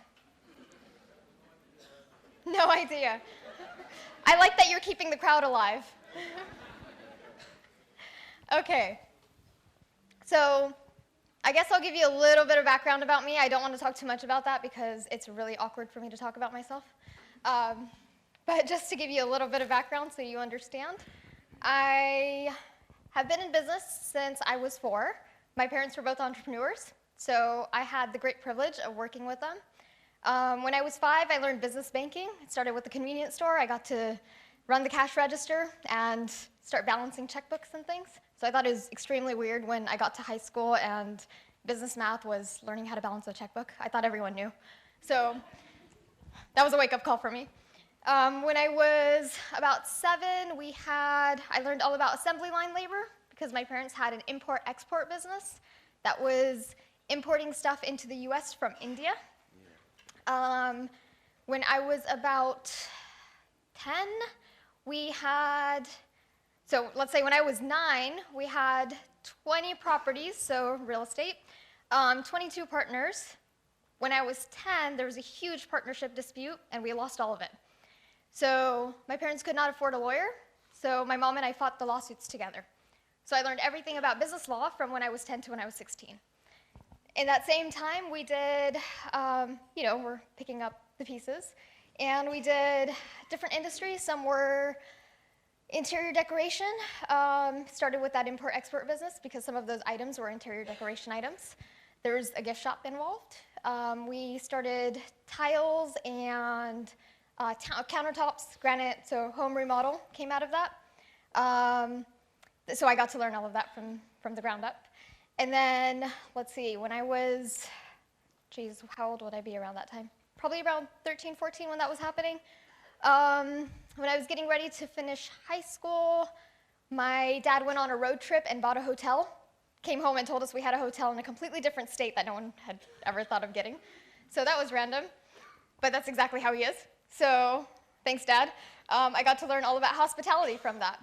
So then my parents decided to buy a movie theater in the same town as the hotel.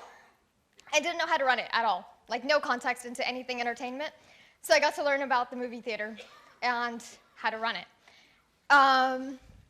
After high school, so at the same time, so I am very passionate about life and learning. I'm constantly learning new things, and I love everything about life. So I was also learning other things. I also have a huge issue with a lot of different industries, and my way of going about them is finding an alternative, and if there isn't one, then creating one.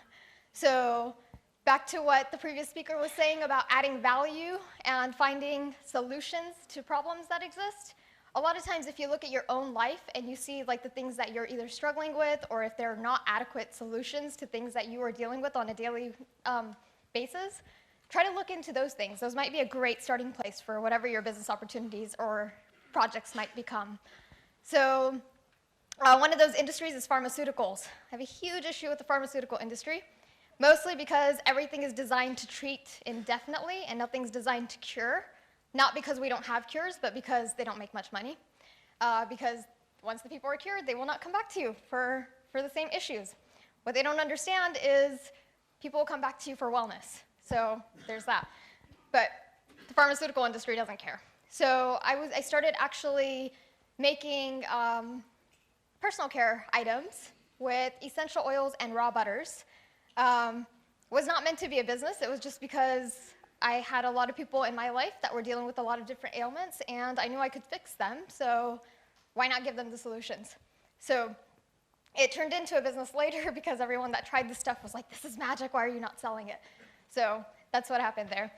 Now, I went to school. So funny enough, I wanted to do business administration. So originally, I had applied, or was in the process of applying, to one of the best universities in the States for business administration. And their program was such that when you get your bachelor's degree, you are basically automatically, you get first precedence or whatever over their master's program. So that's what I was thinking of. It's like, oh, I'll get certified in this, it'll be great. Well, funny enough, I talked to an admissions counselor who said, why are you trying to get this degree? And I was like, well, everything in my life kind of leads up to business. I knew I was going to do business, so it'd be one of the things at least. I'll do other things as well, but that's why. And she's like, there is nothing we can teach you in a classroom that you don't already know. So I recommend you do something else. I was like, oh, well, thanks. There goes my plan of getting certified. So I didn't do business administration. I ended up doing sociology with a legal emphasis, and communications with a minor in global studies, because I was going to become a lawyer since I had the law experience. And then I realized I actually don't like most of a lawyer's like day-to-day work. Like, it's all the paperwork, none of the human interaction. I love people, so decided not to do that. Still had that passion for medicine, so I decided, okay, well, maybe I should become a doctor. Funny enough, because I have an issue with pharmaceuticals, I would never prescribe them, so I'd lose my license for not prescribing the right stuff. Like, hey, there's a natural cure, don't worry about this. So then I realized there's something called a naturopathic doctor. So I was working on becoming a naturopathic doctor. My mom passed away. That was 2015. After she passed away, she was actually the one that was running the businesses in Texas, which is where the hotel and movie theater were. Previously, we had a bar and restaurant as well. They were closed at the time. So as soon as right after her funeral, I went out to Texas, flew out the next morning, and took over the hotel and the movie theater, and then started working on expanding. So that has since turned into multiple hotels, the movie theater, movie studio, restaurants, bars, development. I have a construction company. We do apartments, actually active projects, so apartments and things, but multiple projects in between. A lot of our own developments as well. And I'm also an author, a speaker, a life coach, a business consultant, a marketing consultant, and probably some other things that I'm leaving out. But that is way too much about me. But that should give you some context for questions if you have them. So, now,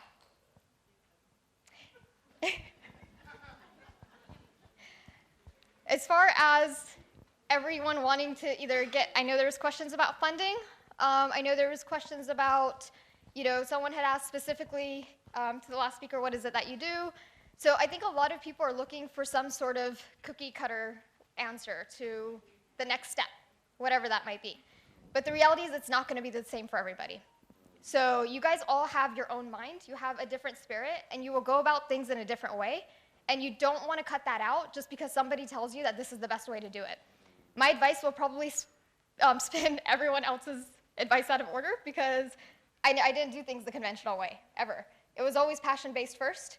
I completely agree with the first speaker who said, focus on your people. Because if you know your people and you know your market, which is what the second speaker was saying, you will be very successful. But ultimately, it's knowing your people. It's knowing yourself first. So figure out who you are as a person, figure out why you're in business or why you want to be, figure out what solutions you're looking for or creating for the problems that exist in the world, and care about those problems enough to actually create those solutions, no matter how hard it becomes. Because if you don't know why you're doing it, you will stop before you get there. You will absolutely 100% hit hardships. You will, I promise you, they'll be there. And everything you plan out at some point will not work.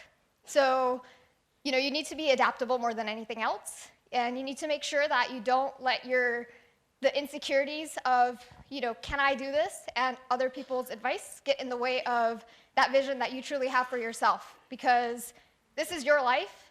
Only you can decide what it's going to become. Your potential is limitless. But whether or not you attain that potential is going to be completely on you. So that's where we'll start. And then I would love to invite everyone into the conversation, and I'll keep adding as we go. So let me hear from you guys. Okay, just one question, Jessica. Where are you? I'm sitting right here looking at you. Okay. Okay, you are currently based in the US. Yes, sir. What brings you to Fiji? I mean, obviously, some sort of a business interest that you have here in Fiji. You'd like to tell us? I have multiple answers to that question. So I have an import-export business that actually one part of it is based here, the other part is in the US. And that was the very first business venture I did in Fiji prior to actually coming here. And that was with used clothing and also just overstock clothing from big designers and things. So it started that way. When I actually came here, so I started that project before ever having stepped foot here. I realized how amazing this country is. By the way, you guys have an amazingly beautiful country. Nobody here seems to realize this. Everyone wants to go to the US, but I keep telling everyone you live on an island paradise. As much as you guys want to go to the US, everyone there is trying to save up their money to come here for an island vacation. So just keep that in mind. So what you take for granted, other people value a lot. And so that was part of, to answer your question with business as well, what I realized when I got here was there's so many opportunities and you have so many resources, but almost nobody knows how to use them. And this is true almost everywhere around the world where there's an abundance of resources, and somehow like the people that actually live there are not taking advantage of them. And part of the problem is there are always foreign countries coming in that will set up the companies for you and say, oh, we will hire this many people from the country, and they will do this part of whatever. So there is no like self-sufficiency for you because you learn the part that you are hired for, and you don't learn the rest of it. You never know the big picture. You don't know how to run the thing. So you learn, okay, like assembly line labor. You learn, this is my job, and this is the piece that I'm supposed to do. You don't know where it connects. You don't know how it connects. And you have no idea what's really being created from the work that you're putting in. So my goal is to change that, because I think that's ridiculous. I believe you guys should be self-sufficient. I think you should have all the pieces. I think you should know exactly how to run your own businesses. And I think you should be actually manifesting your visions in the real world and not having somebody else come in and say, this is the best way to do it. So, you know, you have to be actively involved in your own lives, in your own country, in your own businesses, and that is how you can become self-sufficient. So even funding, of course, like you're looking for funding from other places, but a lot of times we forget that it's not about the resources that we start with, it's about being resourceful. If you can find those things in other places, like maybe you're looking for money because you need to buy something for a development. Okay, what if you connect with somebody who actually creates that thing you're trying to buy? Then you don't need the money to get it. Now you have a direct connection. So there's so many things that you don't have to go through the process the way it's laid out. You know, find out what you need, find out what you have to offer, and figure out where the pieces connect.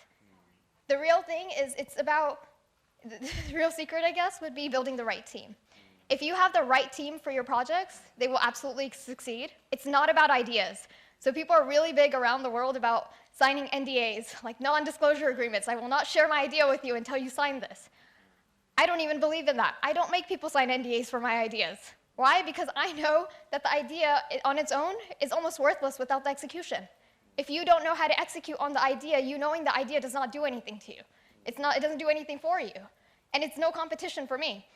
And if you happen to make something that was better than what I thought of, then I'm just grateful there's a better solution to that problem because I truly care about the problem. So either way, I win. I'm good with that. Right, thank you very much.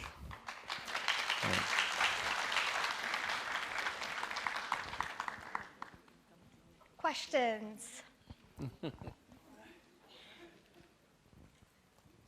Yeah, I think just one last question with regards to funding, because I know a lot of these people are, small-time entrepreneurs. They really want to start their business. There's no such thing. It's about your vision. It's how grand your vision is. You're not small time. But I will say, so I'm also a lender and a broker in the US. So I do have a lot of insight into the financial process after whatever the next speaker is probably going to walk you through. So if you guys have questions about any of that, please ask. Also, just... Yeah, they can come to me. They can come to me. And, okay. Yeah. Please, yes, I do have Facebook. Absolutely. So my name on Facebook is J-E-S-S. Jess. Jess. My last name is K-U-N-W-A-R. I am very underdressed right now. My profile picture is on the red carpet. That's not how I dress every day, so please don't expect that.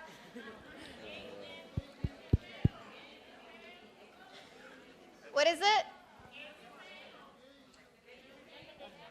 Yeah. K-U-N-W-A-R.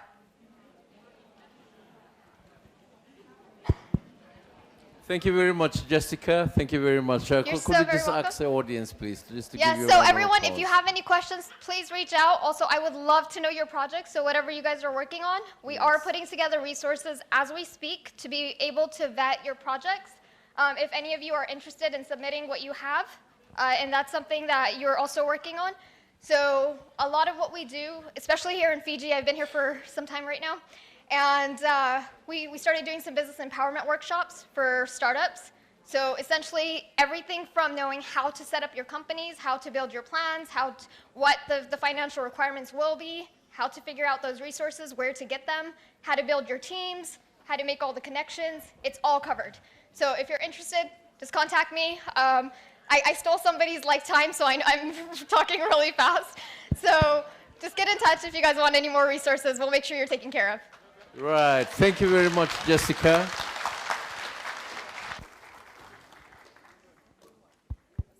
Right. Thank you very much. Yeah, we will certainly get in touch with you. All right. For more access into actually getting the business started. Yeah. Right. Yeah.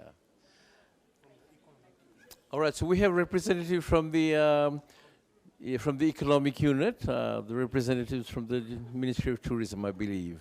Right. So they'll talk about tourism entrepreneurial programs and activities. For those of you who have land and would like to list it up for tourism. All right. Oh, yeah. Okay. All right. Here they are, and we'd just like to invite the audience just to give them a round of applause, please.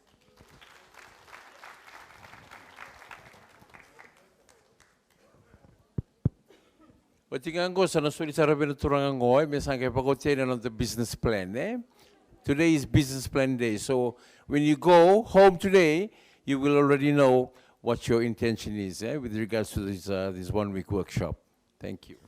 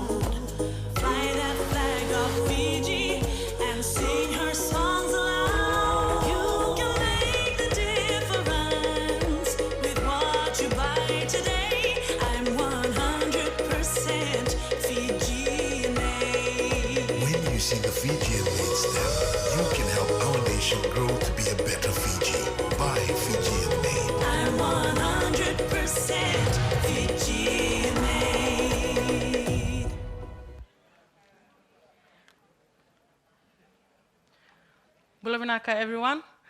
Before I proceed with my presentation, I just want to correct my colleague here that was here before me. Actually, I was from the Ministry of Commerce, Trade, Tourism, and Transport, but I will be presenting on Fijian Made by Fijian campaign and not more on the tourism sector. Thank you. So, moving on. The outline of my presentation, I will be starting with the overview of the campaign.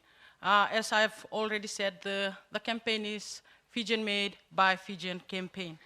And then moving on to the Fijian Made branding, campaign objectives, and then we'll look into the compliance criteria to use the emblems, the benefits of buying Fijian Made products, how to become a licensee, compliance committee members, and the complaints mechanism.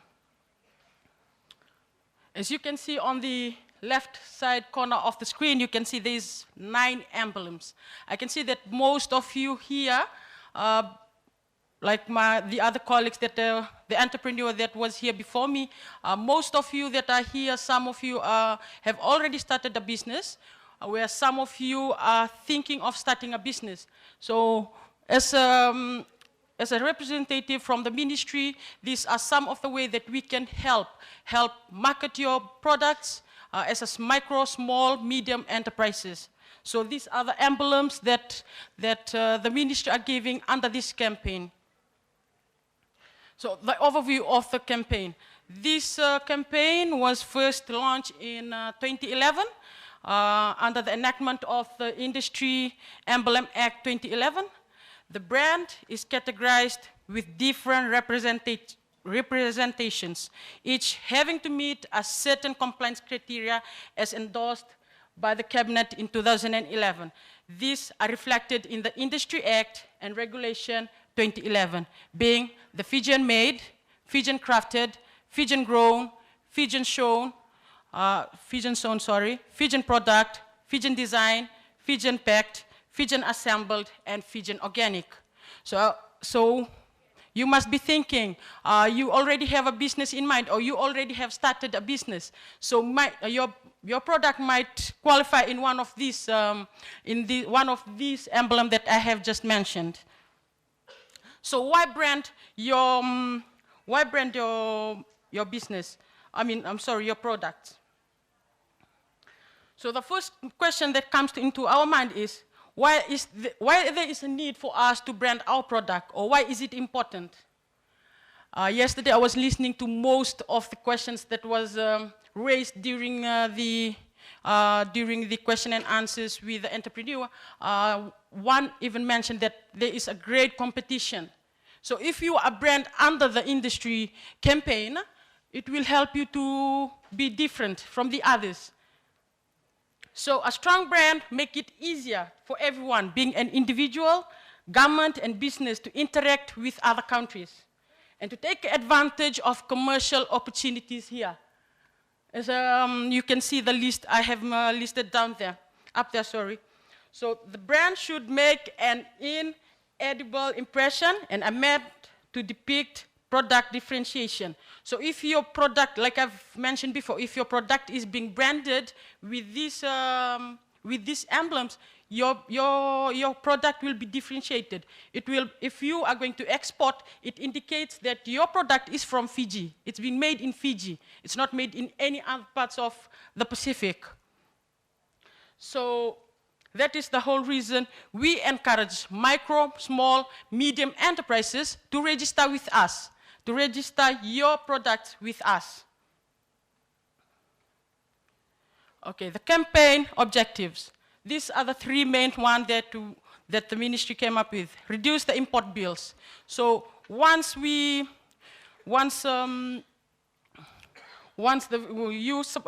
register your business with us or your products with us, it will reduce the rising of import bills and the country's negative balance of payment position over the years. So the focus has particularly been on the manufactured items, such as food, animals, and vegetable products. So secondly, it built a sense of loyalty amongst Fijians to buy their own creations. I know a lot of you sitting here today, you made your products with your 2 hands. It's something from raw materials into your final product. You don't import anything. So how does it feel when someone buys your product? You feel proud of yourself, and the second thing is you feel like whatever I made here in Fiji, whatever I made with my own 2 hands, my brothers and sisters here, they have loyalty in me that I can produce this product. They don't have to import. They don't have to buy imported goods. And the third one is position Fijian-made products in the international markets to promote and strengthen Fijian exports. So our next slide shows the emblems compliance criteria. So the first one is Fijian-made. In order for you to qualify under the Fijian-made emblem, The good must be substantial, transformed through a change in tariff heading. Some of the example of the Fijian-made products under the emblem I have listed in the slide, which the first one is FMF potato chips. These are some of the products that we can get in the supermarket: chow noodles, Powerade drinks, wooden dresser, wardrobe, and etc. Our second emblem, which is Fijian product, in order for your product to qualify under this emblem, all significant components must originate from Fiji. So if you are making a product, all your raw material has to be sourced here in Fiji. It has to be here, locally originated from here. All or significant processes involved, the production process of your product has to be done here in Fiji. Only then you will be able to qualify under the Fijian product emblem. On the third column, which shows the example of the products under the emblem, the first one is the Aqua Pacific Artisan Mineral Water. We usually see them in the supermarket. Some of us, we just drink this kind of water, so it is labeled under, it is registered under the Fijian product emblem. Moving on to Fijian grown. So if you're a farmer and you are producing and you have some products, like the example are listed on your far left corner of the screen, cassava, ndalo fish that you sell, you can use the Fijian grown emblem as well. So the qualifying criteria states all products that are obtained in an unprocessed. So all these products are unprocessed, you can use Fijian grown. The fourth emblem is Fijian sewn. Raise your hand if you're a tailor. Or you thinking of starting business in tailoring. Okay, so if you are thinking or you are already in the business, please do register with us. Some of the bigger companies like Jack's, they make sure that the products or the products that they sell are registered under Fijian sewn or have the Fijian sewn emblem on it. So we're encouraging you. Not only you will be able to, we will also do the marketing, the free marketing for your product as well, once you are registered under the campaign. So the fifth, sixth, and the seventh emblem are Fijian design, Fijian assembled, and Fijian packed. So the qualifying criteria for each emblem is the working process such as preservation, simple operations such as cutting, packing, packaging, labeling, simple mixing operation, simple assembly and slaughter of animals.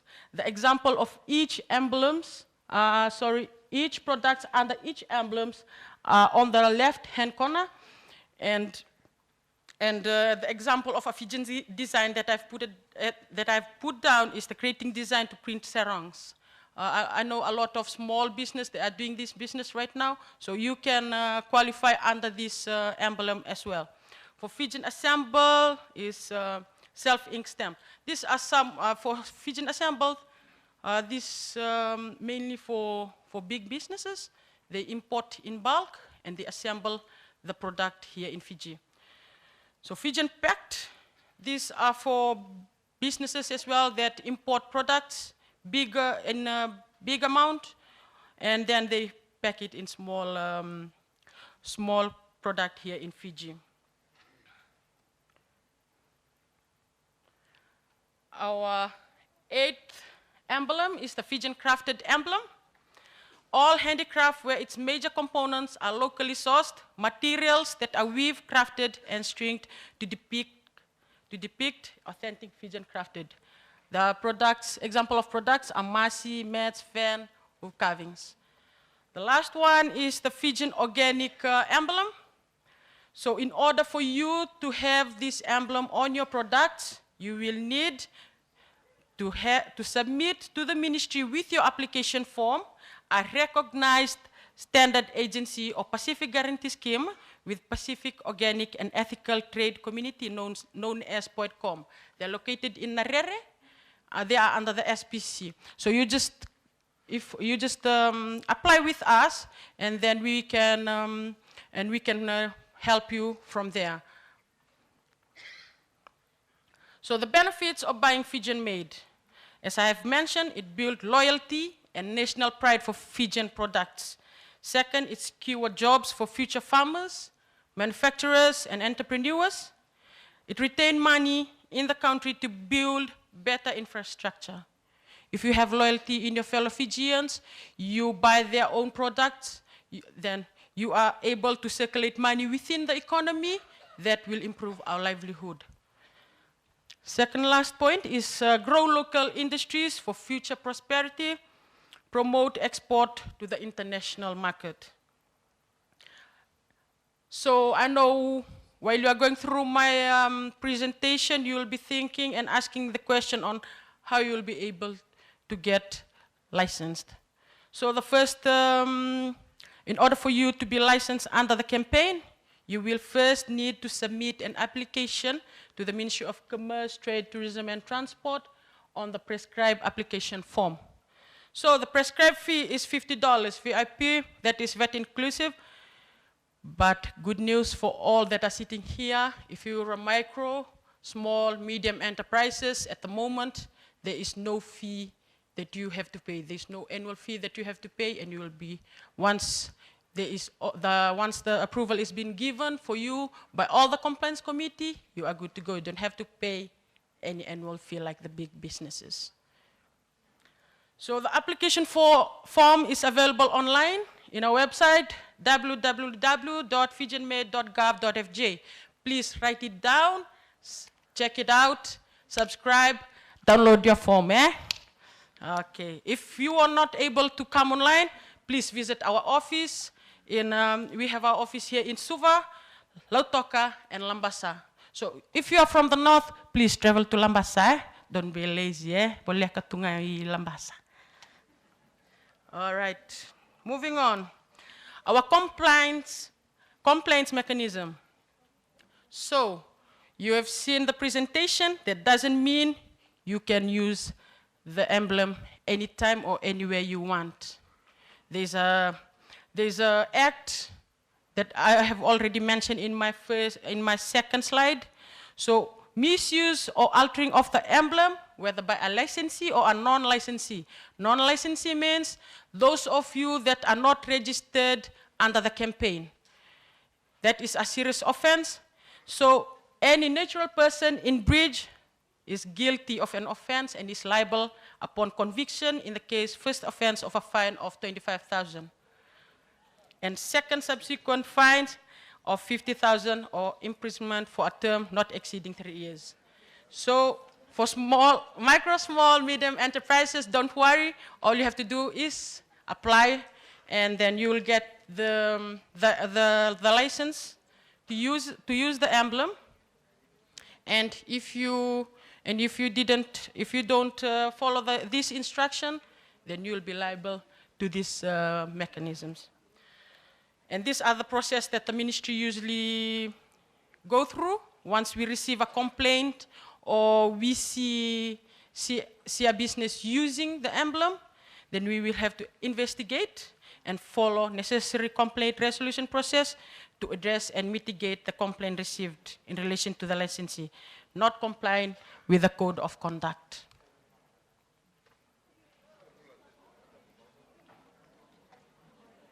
Bula Fiji, I want to show you how easy it is to make this, and this. Just go to the Fijian Made Facebook page and have a look at all the recipes to make chips, jams, and chutneys, just like your bubus. The recipes use what you can buy from the market, like cassava, dalo, kumala, chili, pineapple, tamarind. Everything you need is Fijian grown, so you support our farmers and our sellers when you buy Fijian Made and Fijian grown. Use what you have in your kitchen. No special equipment needed. Just follow what you see, and you will get great snacks for everyone. Best part is that it is affordable, and you get a lot for your money. So check out the Fijian Made Facebook page and see what you can do. Support Fijian grown and Fijian Made. So you've heard Jerry Tuwai. Please check out our Fijian Made page on Facebook, like it, and then follow all the updates regards to Fijian Made. We also put up pictures of those that we do handovers once they receive their license. So for further information on the campaign, you can obtain it from the ministry. We are located at Civic Tower Building, level 3 in Suva. Please check out our ministry's website, which is www.mcttt.gov.fj, or check out the campaign website, our website, which is www.fijianmade.gov.fj, or follow us on Facebook. Vinakawakalevu. Before I give time for question time, I have some question for you. So I want to check if you are attentive during my presentation. I have some prizes as well, some merchandise for the Fijian Made thing, some hat, cups, and wristbands. So everyone ready for the question and answers? Huh? Oh, yeah.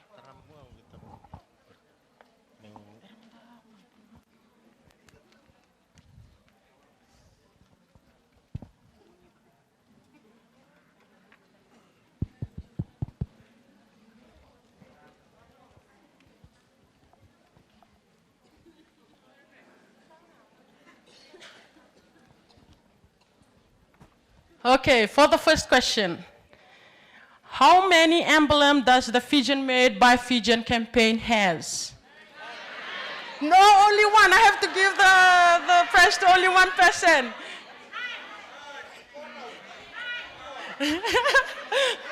Okay, the team will have to choose whom they're gonna give the mic to, and then we'll give the prize to that person.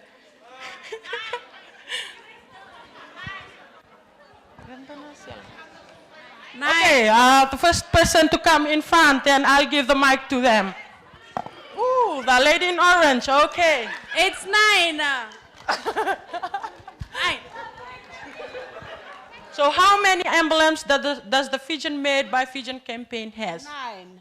Thank you. Let's give her a big round of applause. Thank you. Yeah. Wow, thank you. Okay, my next question is, name 2 products that are registered under the Fijian Made emblem. Raise your hand or please come in front so it make it easy for us to give the...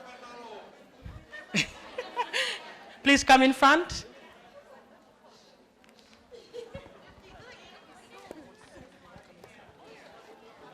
Oh, I'll ask you the next question, come. FMF and Aqua Pacific. Come again? FMF and Aqua Pacific. One is right and the other one is wrong, so I won't be able to give. Okay.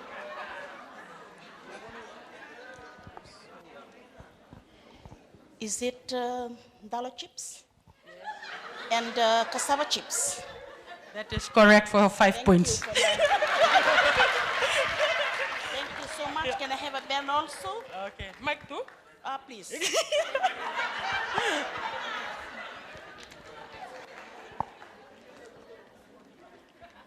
Okay, our third question is, name 3 products, this is easy. Name 3 products registered under the Fijian grown emblem. Fijian grown, come on, there's a lot of farmers around here. Calm down, calm down.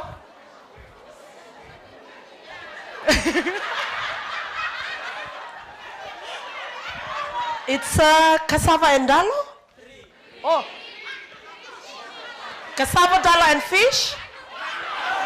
that is correct for 10 points. Yeah, your pen, you don't want your bag? Okay, we have 2 more prizes to give away. Please be attentive, eh? Okay, this is a tricky one. So what is the annual fee for MSME, micro, small, medium enterprises? The annual fee. Come on down, come on down. It's $50. You're wrong, sorry sir.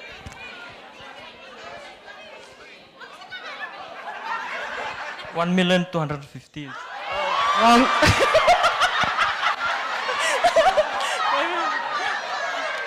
It's free. Is it 55? Wrong. Is it 350? Wrong. Come on, people. You're not attentive, man. Okay. 1,250. No. It is free. That is right. Yeah.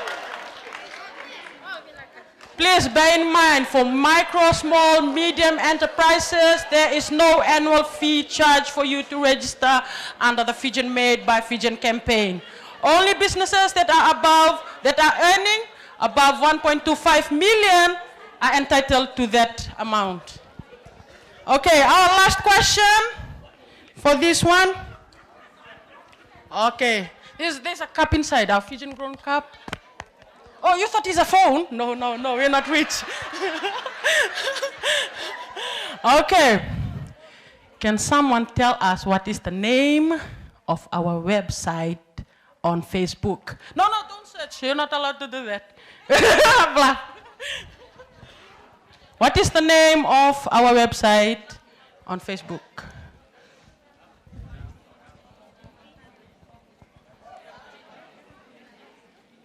www.gov.fg.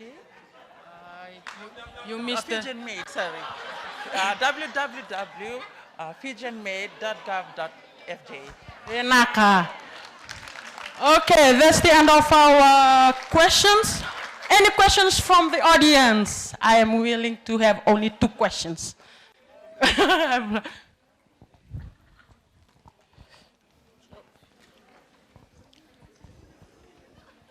Thank you. I think, I don't know where I might have missed that, but can the ministry assist us in getting our counterpart in overseas? Like if I have a product and I want to sell it, do you have a list of companies overseas that can the ministry assist us in that? Okay, so for that question, like I said, once you're registered with the emblem, it doesn't guarantee you that you will be able to do the export just like that. No, this emblem is just there for your marketing purposes. It differentiates your product from the other products, like I have mentioned before. But in regards to your question, yes, we have some trade commissions in Australia, New Zealand, and America. But even though you have the emblem on your product, you still have to follow the process that other exporters are following. You have to obtain a license or their requirements from biosecurity.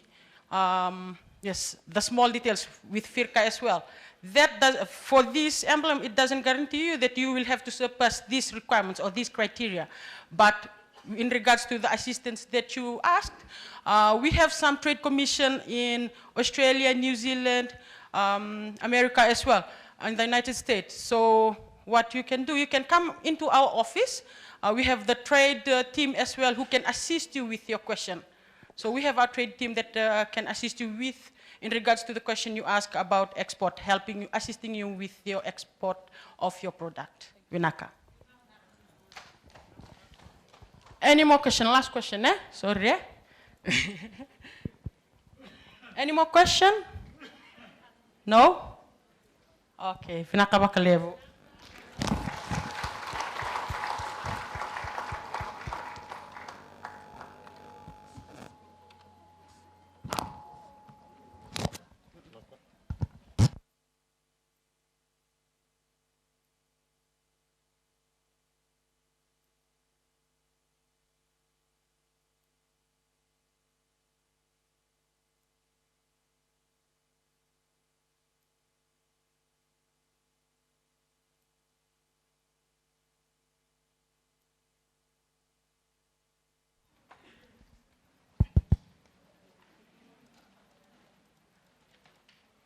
So that was a bit of fun.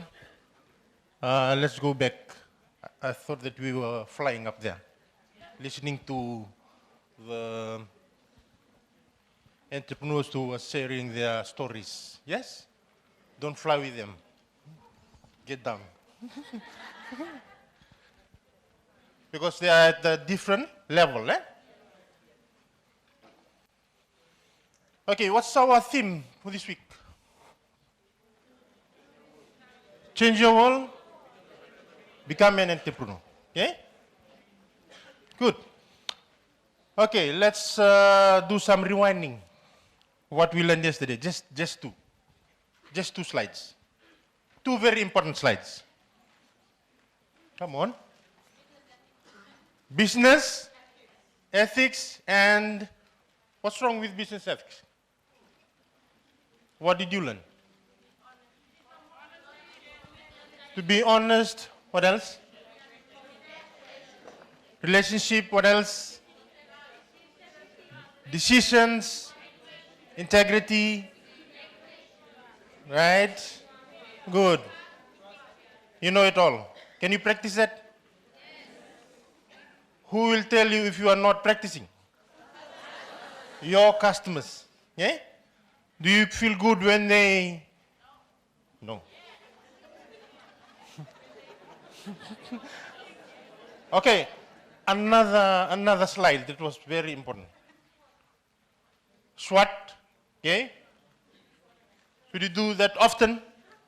Yes? Why do you use SWOT?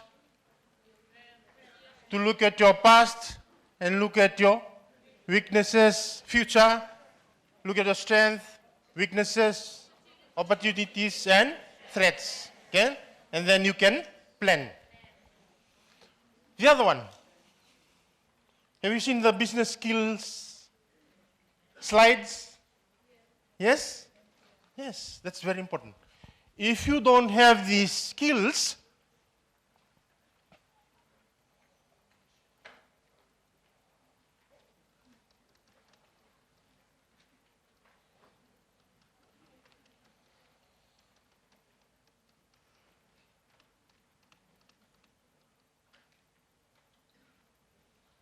okay? If you don't have negotiation skills, you will not be a good entrepreneur. Okay? You will not be a good businessman. If you don't have team building and management skills, you won't be a good entrepreneur. Okay? You won't become a good entrepreneur. And if you don't have project management skills, which is very important in any business or any organization, again, you will not be a good entrepreneur. And if you don't follow laws, as my friend John Epted was sharing yesterday, again, you won't be a good entrepreneur. And likewise with financial knowledge, if you lack this knowledge, you won't become a good businessman. With goal setting, okay? And likewise with time management, if you wake up at 10, when you should be already up running, that's not business, okay? Negotiation skills and communications, okay? If you are lacking in any of these areas, please look into that, okay? Go for some trainings, okay? We can also offer that, okay? If you come in groups, okay? And also we levy some fees, which is affordable for you guys in the villages, in the communities, and also in the urban areas. Set, move on.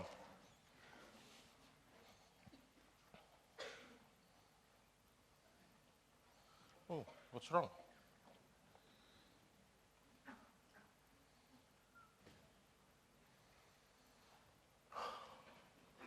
Customer-centric, divided into 3 core areas, okay?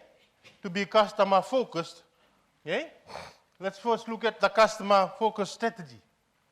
You'll ask those questions. Who do we sell for? What do we sell? And who do we compete with? Have to answer all those. If you have answered all those, you have resolved what is the question on customer-focused strategy. Okay? You have achieved that. And for customer-focused organization culture, we know all of us have worked in governments, NGOs, and we come through this, all this, okay? And we learn all this. And we understand, okay? You have a culture there, okay? But culture should be focused on your customers, okay? First question says that how do we fill skill gaps, okay? If you're lacking in negotiation skills, okay, and customer service skills, that's not on, okay, in any business, okay? That means if you have any skill gaps in your business, or as an employee, or with your HR, or employees, please do conduct trainings for them, okay? Upskill them, and that is growth. How do we create customer-focused attitudes and behavior? Okay? You can change their behavior, behavior of a customer by you, by your actions. Yeah? If you smile, they'll smile. If you serve them better, they'll also what? Okay? They'll do the same thing. How do we organize success in any culture organization, or an organization? We should organize for success, okay? Have some employee of the month celebration, and also invite them, okay? And that's achievement of a celebration of a success. They will also love that, to be invited in those kind of environment, okay? And don't limit ourselves saying that we are here isolated, we don't want customers. And that is networking.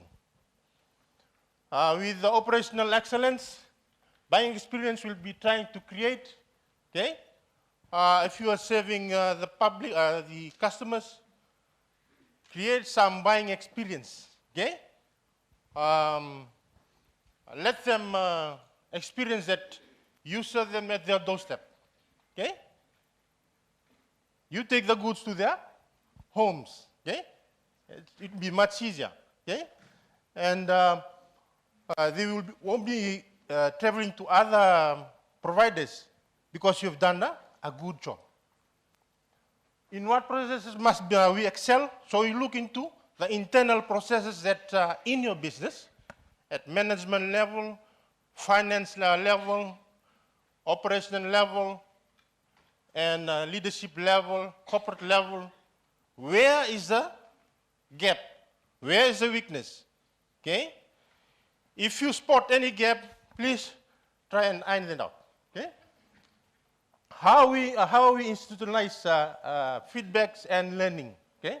Have some feedbacks, as I've said yesterday. Have some suggestion box. Okay?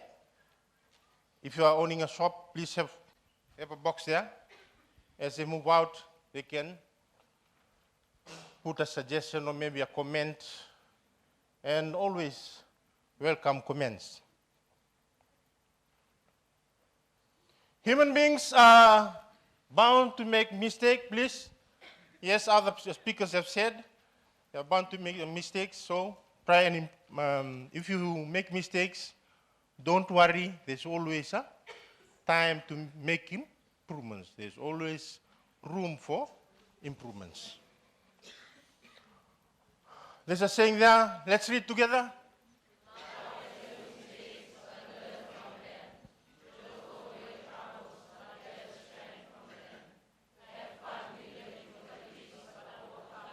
Have fun. Okay? If you're doing business, it's a fun thing. Okay?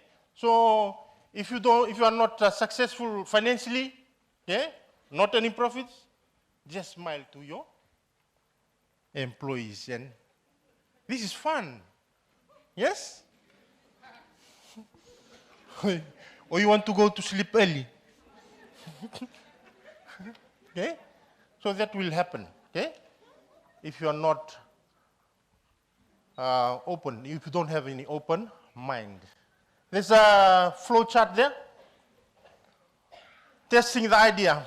Now you have the idea. Okay, a few days ago, that's the first day. That was the first day.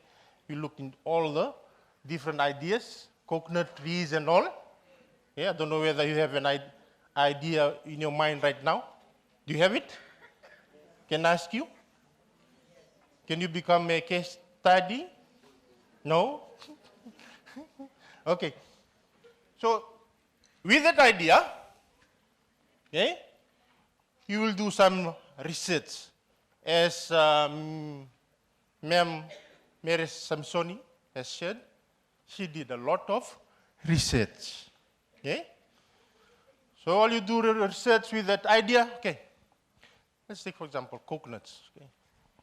You have a lot of coconuts in where? One level? No. You don't have any coconuts. Okay, with coconuts, do a lot of research with coconuts. Have some connection with agriculture, okay, to supply with you with some information, okay. That's research, okay. Okay, there's a market there. Can I get source my materials from the different islands? Yes, okay. Who's the main supplier? And that's research, okay. Once you do all those, and where's your market? Now and then you have a model, okay. Always have a business model. I'll come into that later, the next slide. And then we have feedbacks. For feedbacks, as I've alluded yesterday, is something that you have a mirror of yourself, okay, from your customers, okay. If someone says something about you, and you must accept that. Validate once you have feedbacks, you have that idea with those feedbacks, you validate that idea and try and test it, whether it's fine to sell coconuts, to add value to coconuts, commodity, okay, to process it. Is it good?